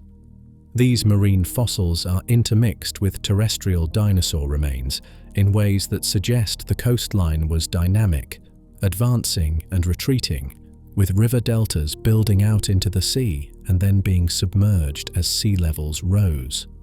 This created conditions where both terrestrial and marine animals could be preserved in proximity, giving us a more complete picture of the full range of life present in the region. The plant fossils from Tendaguru are less abundant than at some other sites, but what has been found indicates vegetation similar to other late Jurassic localities: conifers, cycads, ferns, the typical gymnosperm-dominated flora that characterized the period. The abundance of large sauropods confirms that vegetation productivity was high, sufficient to support multiple species of giant herbivores, and the presence of both browsers and lower feeding forms suggests a forest structure with multiple canopy layers providing different food resources. The comparison between Tendaguru, Morrison, and Solnhofen reveals both similarities and differences in late Jurassic ecosystems. All three sites show high dinosaur diversity, with multiple sauropod species coexisting alongside armored herbivores, ornithopods, and various theropods. This suggests that the basic ecological structure, with sauropods as dominant large herbivores and theropods as primary predators, was consistent across different continents and different environments. But the specific species differed, with Tendaguru having its own distinctive fauna that shared some similarities with North America, but was clearly not identical.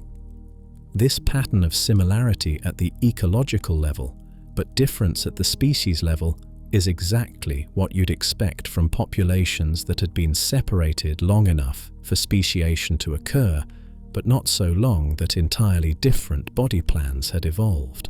The late Jurassic represents a transition point in the breakup of Pangaea, where continental connections were weakening but hadn't yet completely severed, where animals could still disperse between landmasses but were beginning to evolve regional distinctiveness. Tendaguru captures this moment, showing us an African ecosystem that was recognizably similar to those in North America and Europe, but that had its own unique character. The excavations at Tendaguru also revealed something about the abundance of sauropods in late Jurassic ecosystems. The sheer volume of sauropod material recovered, hundreds of bones from multiple individuals, confirms that these animals weren't rare or exceptional, but were common enough to dominate the fossil record in environments where preservation occurred.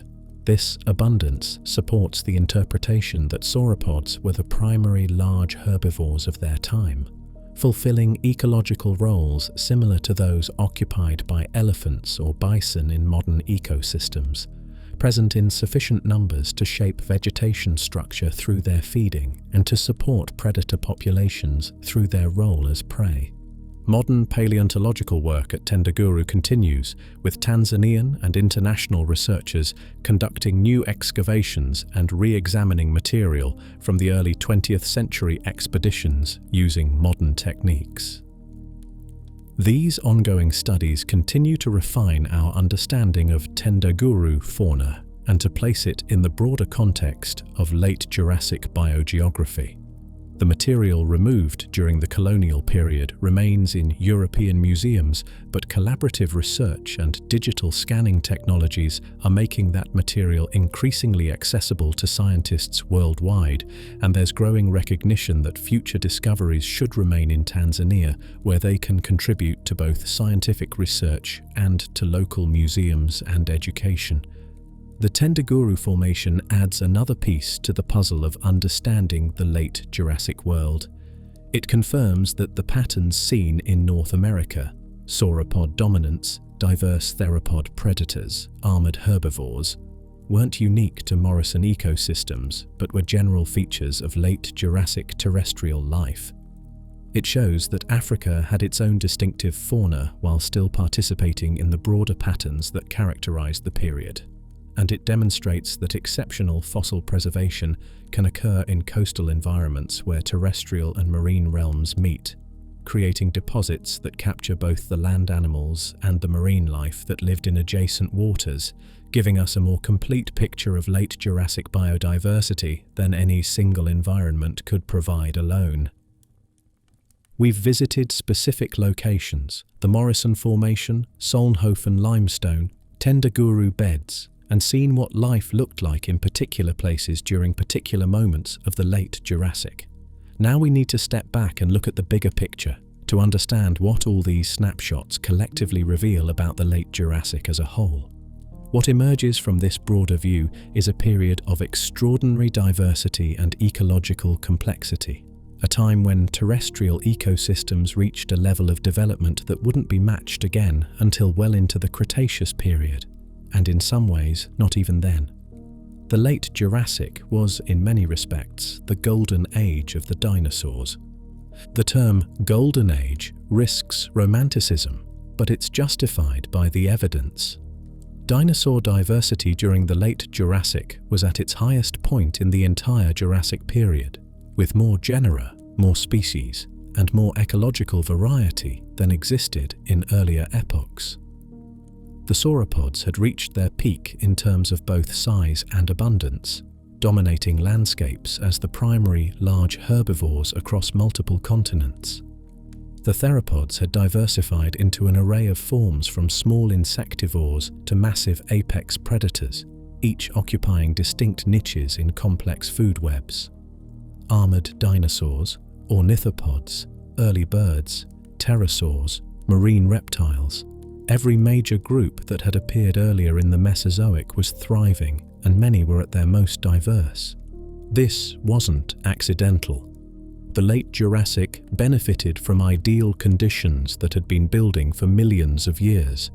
The climate was warm globally, with temperatures at the poles warm enough that ice didn't accumulate even during winter months, and tropical conditions extending well into what would now be considered temperate latitudes.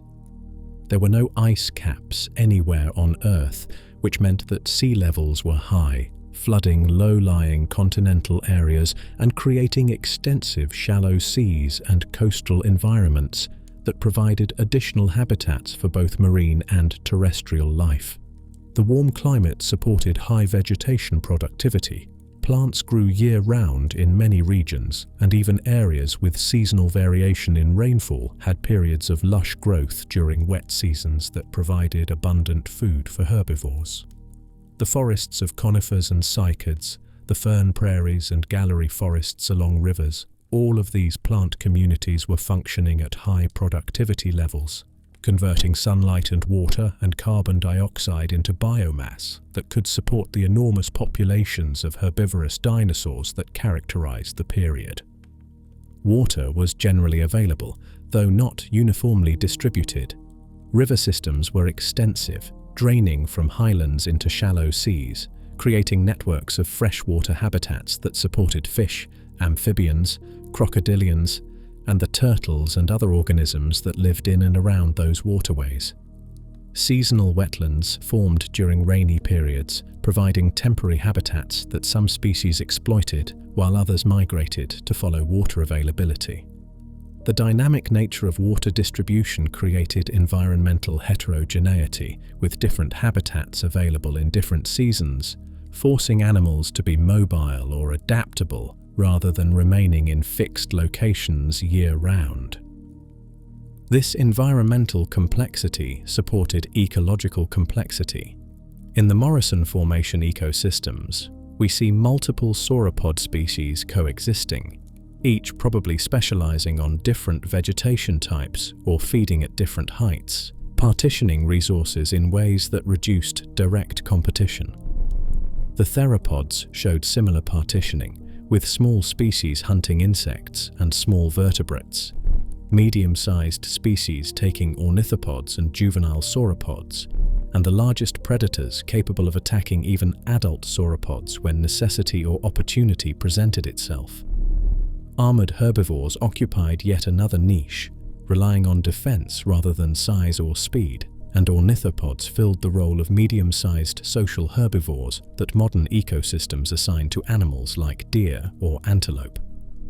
The oceans were equally complex, with ichthyosaurs and plesiosaurs and pliosaurs dividing up marine habitats and prey types, with different species adapted to different depths and different hunting strategies.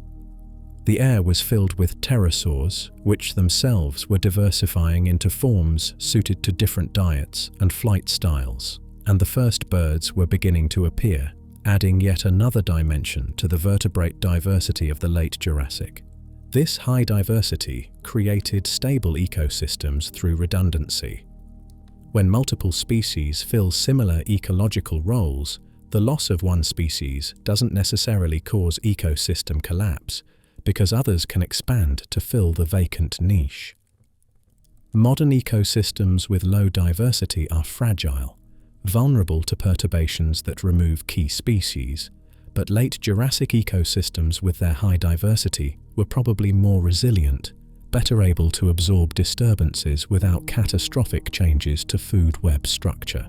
The fossil record from this period is rich enough that we can begin to do quantitative ecology, counting specimens of different species and making inferences about relative abundance in living populations.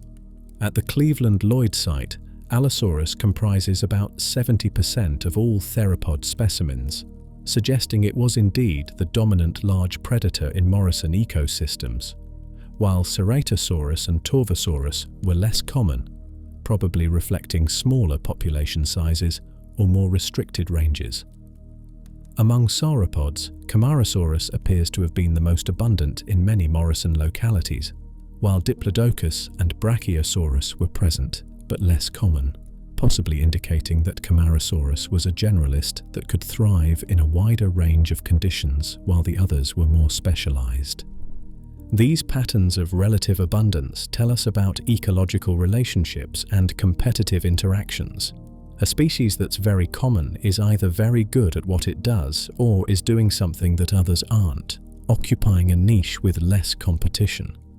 A species that's rare might be specialized for conditions that only exist in limited areas, or it might be outcompeted by more successful species except in specific circumstances.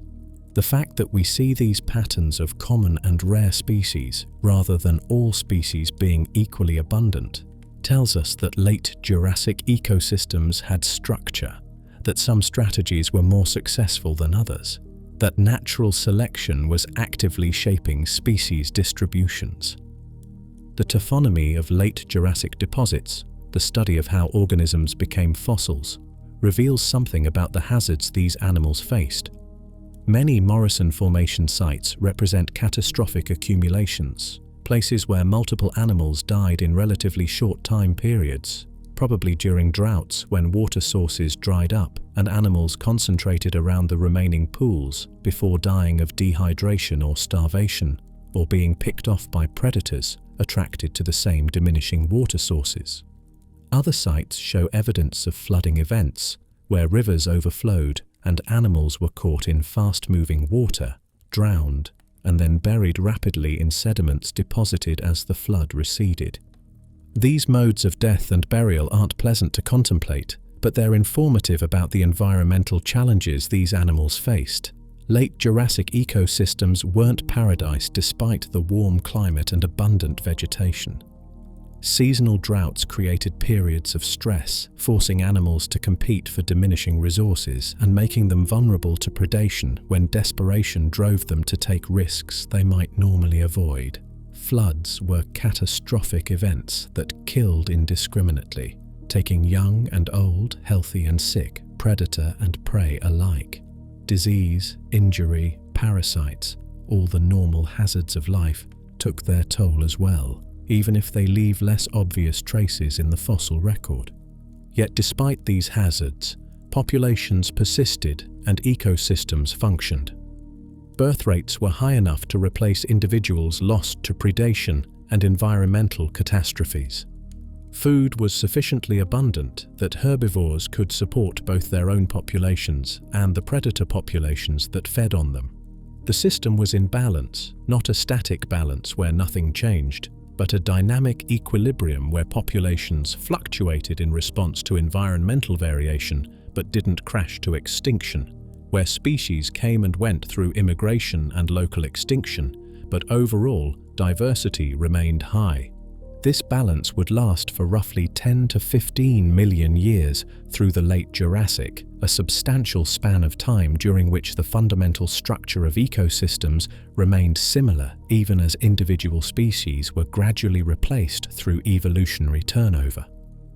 Stegosaurs would begin to decline toward the end of the period, their ecological role eventually taken by ankylosaurs in the Cretaceous.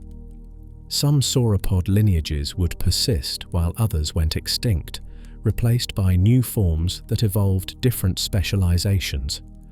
The Theropods would continue their evolutionary experimentation, eventually producing the tyrannosaurs and other forms that would characterize Cretaceous ecosystems. But in the late Jurassic itself, in that golden age from roughly 160 million years ago to 145 million years ago, the system was at a peak of diversity and complexity that represents one of the high points in the history of terrestrial life.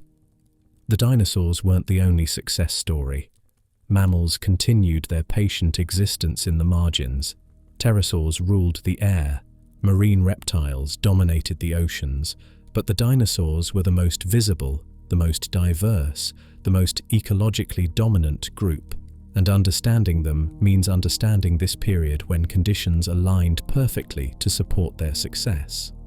The late Jurassic proved that large animals could be abundant and diverse simultaneously, that ecosystems could support multiple species of giants without collapsing, that specialization and niche partitioning could allow coexistence even when resources seemed limiting. These aren't trivial insights. They tell us about fundamental principles of ecology and evolution, about how communities assemble and persist, about the conditions that favor diversity over simplicity. And they tell us that the world of the late Jurassic, for all its strangeness and alienness, operated according to principles we can understand, that the same forces that shape modern ecosystems were at work then, producing patterns that make sense when examined carefully, and that reveal the timeless logic of how life organizes itself in response to opportunity and constraint. Every age must end, even golden ones, and around 145 million years ago, the Jurassic period began its transition into what would become the Cretaceous. This wasn't a catastrophic boundary like the one that separated the Triassic from the Jurassic, where volcanic eruptions and mass extinction reshaped life on Earth in geological instants. Instead, this was a gradual shift, a fading of one era and the emergence of another, with changes that played out over millions of years and left the fossil record blurred and uncertain about exactly when one period ended and the next began. The transition is so gradual, in fact, that the Jurassic-Cretaceous boundary remains one of the most poorly defined divisions in the entire geological timescale. Unlike other period boundaries, which are marked by clear extinctions or geological events that appear globally in rocks, the end of the Jurassic shows regional variation, with different areas experiencing changes at different times and in different ways.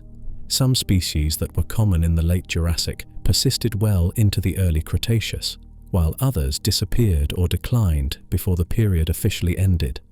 The boundary isn't sharp. It's a zone of transition where Jurassic ecosystems gradually transformed into Cretaceous ones. This lack of a clear boundary frustrated early geologists, and it continues to complicate modern efforts to define exactly where one period ends and another begins.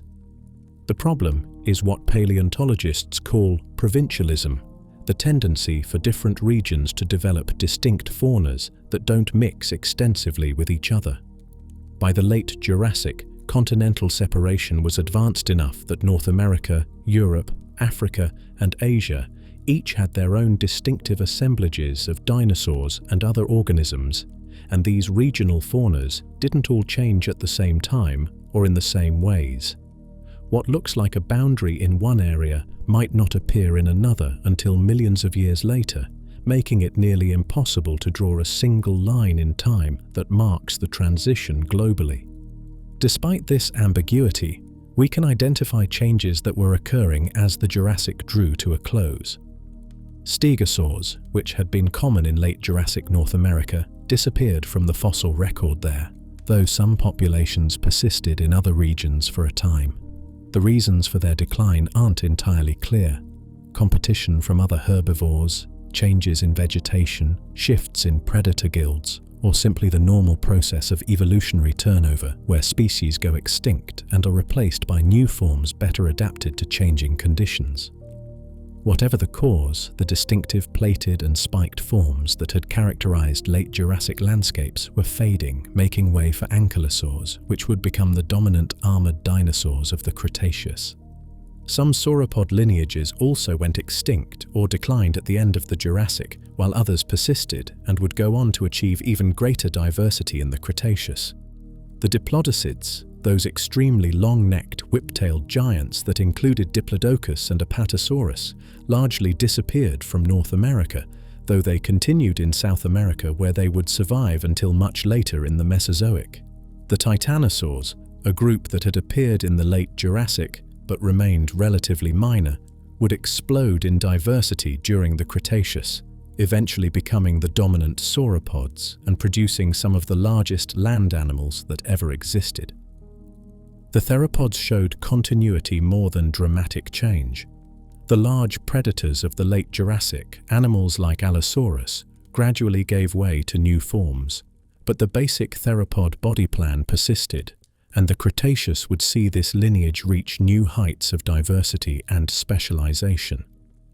The tyrannosaurs, which had existed as small marginal predators during the Jurassic, would eventually evolve into the apex predators that dominated late Cretaceous ecosystems in the northern hemisphere. The dromaeosaurs, those swift, intelligent predators popularized by films and books, would diversify in the Cretaceous, and many of them would be covered in feathers, making them look more like deadly birds than like the scaled reptiles of popular imagination. And speaking of birds, the transition from Jurassic to Cretaceous was crucial for avian evolution. Archaeopteryx and its contemporaries were primitive, still more dinosaur than bird in many ways. But during the early Cretaceous, true birds began to diversify rapidly. They developed the keeled sternum that provided attachment points for powerful flight muscles, refined their wing structure for more efficient flight, and began to explore ecological niches that would eventually make them the most diverse group of terrestrial vertebrates. The Cretaceous sky would belong increasingly to birds rather than to pterosaurs, though pterosaurs would continue to thrive and would achieve their largest sizes during that period before their eventual extinction. Perhaps the most significant change happening as the Jurassic ended was botanical. Flowering plants, angiosperms, had not yet appeared during the Jurassic, or if they had, they were so rare and restricted that they haven't been found in the fossil record. But in the early Cretaceous, around 130 million years ago, flowering plants began to appear and spread, first as minor components of ecosystems still dominated by conifers and cycads, then gradually expanding until they became the dominant plant group across most terrestrial environments. This botanical revolution would transform ecosystems completely, providing new food sources for herbivores, creating new structures for forests and understory vegetation, and driving coevolutionary relationships with insects, birds, and mammals that would shape the rest of the Mesozoic and beyond. The marine realm also saw transitions, though again without the dramatic extinctions that characterized some other period boundaries. Some groups of marine reptiles declined, particularly certain lineages of ichthyosaurs that had been common in the Jurassic but would become less diverse in the Cretaceous. Plesiosaurs and pliosaurs continued successfully, and in the Cretaceous they would be joined by mosasaurs, marine lizards that would become the dominant large predators in late Cretaceous seas. The ammonites, those coiled cephalopods that had recovered from the Triassic-Jurassic extinction, continued to thrive and diversify, and they would remain important components of marine ecosystems until the very end of the Mesozoic. Climate was changing as well. though the changes were subtle compared to the dramatic swings that had characterized the Triassic-Jurassic boundary. The world remained warm and largely ice-free, but continental positions continued to shift, and the opening of ocean basins was affecting patterns of oceanic circulation and heat distribution. These changes would accelerate in the Cretaceous, eventually producing temperature gradients and climate belts that were more pronounced than in the Jurassic, with greater differences between equatorial and polar regions, even though both remained much warmer than they are today. The Jurassic-Cretaceous transition demonstrates something important about how geological time actually works. We divide Earth's history into neat periods and epochs with specific names and dates, and these divisions are useful for organizing our understanding and for communicating about deep time. But the Earth doesn't actually care about our categories. Change is continuous, happening at different rates in different places, and the boundaries we draw are approximations, useful fictions that help us think about processes that are too vast and too gradual to perceive directly. What the end of the Jurassic really represents is a moment in ongoing processes: continental drift continuing to separate landmasses, climate systems responding to changing geography, life evolving in response to changing conditions and new opportunities. The Jurassic was never a stable state that suddenly ended. It was a phase in planetary history characterized by certain conditions and certain dominant organisms, and as those conditions gradually changed, so did the composition of ecosystems, until enough had changed that geologists looking backward through time decided the old period had ended and a new one had begun.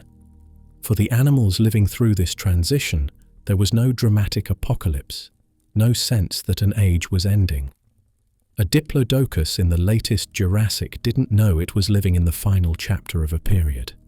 It was just living, doing what diplodocus did, feeding, avoiding predators, reproducing, and its descendants would continue doing those things even as the world slowly changed around them, even as new plants appeared and new competitors emerged, even as the climate shifted and continents moved. Life continued, adapted, persisted, exactly as it had for hundreds of millions of years, and as it would for millions more. The legacy of the Jurassic period extends far beyond the boundaries of that specific span of time. The dinosaurs that emerged and diversified during the Jurassic would continue to dominate terrestrial ecosystems for another 80 million years through the entire Cretaceous period, until the asteroid impact 66 million years ago ended the Mesozoic era and opened the way for mammalian dominance. The birds that first appeared in the Jurassic survived that impact and continue to thrive today, filling skies and forests and oceans with their diversity, living proof that the dinosaurian lineage never truly went extinct, it just transformed. The mammals that lived in the shadows during the Jurassic, those small nocturnal creatures that avoided confrontation with the dominant reptiles, inherited the Earth after the asteroid impact.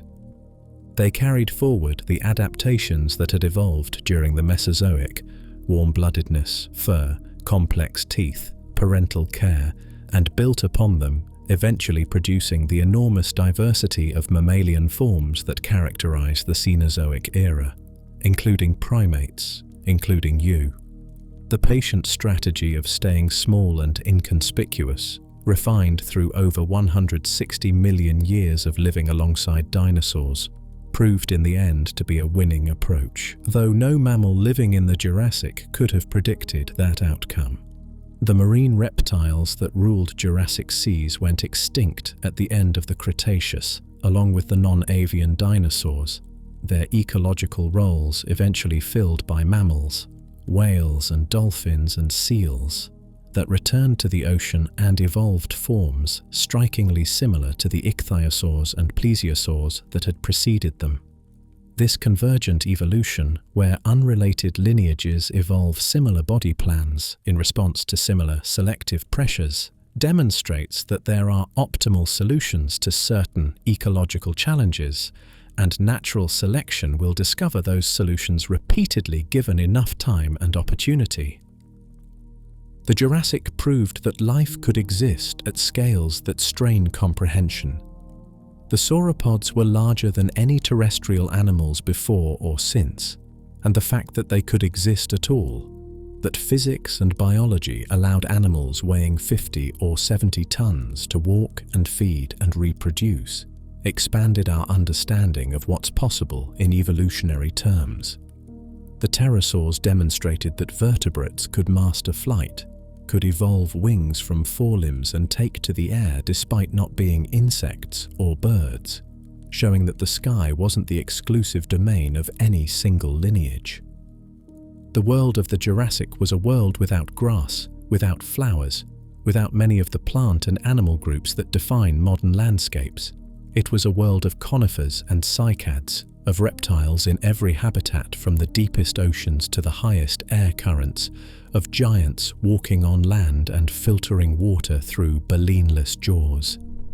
And yet, for all its strangeness, it was a functional world, an ecosystem that worked according to the same principles that govern modern ecosystems: competition and cooperation, predation and herbivory, reproduction and death, evolution responding to opportunity and constraint.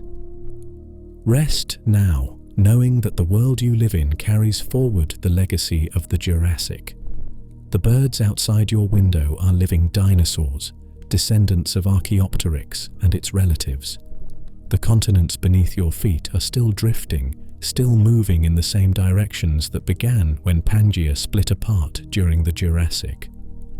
The fossils in museums and the rocks in cliffs preserve the shapes of animals that walked when your world was young, when the very concept of human didn't exist, when the future was unwritten and the only certainty was that life would continue, would change, would persist despite catastrophes and extinctions and the slow grinding transformation of geological time. The atoms in your body have cycled through countless organisms since the Jurassic ended. Some might have been part of a diplodocus browsing Jurassic forests, or an Allosaurus hunting in Morrison floodplains, or a small mammal hiding in a burrow waiting for night to fall. Matter doesn't disappear. It just transforms, moving through the biosphere in endless cycles, connecting you to every age that came before, making you part of a story that began billions of years ago and continues into a future you'll never see. Sleep well, knowing that life is persistent beyond measure, that the Earth has survived greater catastrophes than anything humans have yet inflicted, that the patterns we see in Jurassic ecosystems, the relationships between predators and prey, the ways species partition resources, the resilience that comes from diversity still operate today, still shape how life organizes itself, still matter for understanding the world you inhabit. You are the product of survivors, of lineages that made it through the Triassic-Jurassic extinction, through the end of the Jurassic transition, through the asteroid impact that ended the Cretaceous, through ice ages and volcanic catastrophes and climate swings that killed vast numbers of species but never quite managed to extinguish life entirely. Your existence represents an unbroken chain of survival stretching back through the Jurassic, through the Triassic, through the Permian extinction that killed 90% of all species, back to the first eukaryotes, the first cells, the first self-replicating molecules that somehow crossed the threshold from chemistry to biology. The Jurassic period was 56 million years long, an expanse of time so vast that human civilization fits into it more than 5,000 times. Every culture that ever existed, every empire that ever rose and fell, every human being who ever lived, all of human history is less than 1% of 1% of the duration of the Jurassic. And yet we can know about it, can reconstruct what lived and how it lived, can find fossils and read their stories, can understand deep time through science and imagination working together. Tomorrow, you can visit museums where the Jurassic lives again in mounted skeletons and painted murals. You can see Allosaurus frozen in mid-stride, can stand beside a diplodocus and feel small, can examine Archaeopteryx feathers preserved in stone, can touch ammonite shells that sank to sea floors 150 million years ago. The past isn't truly past.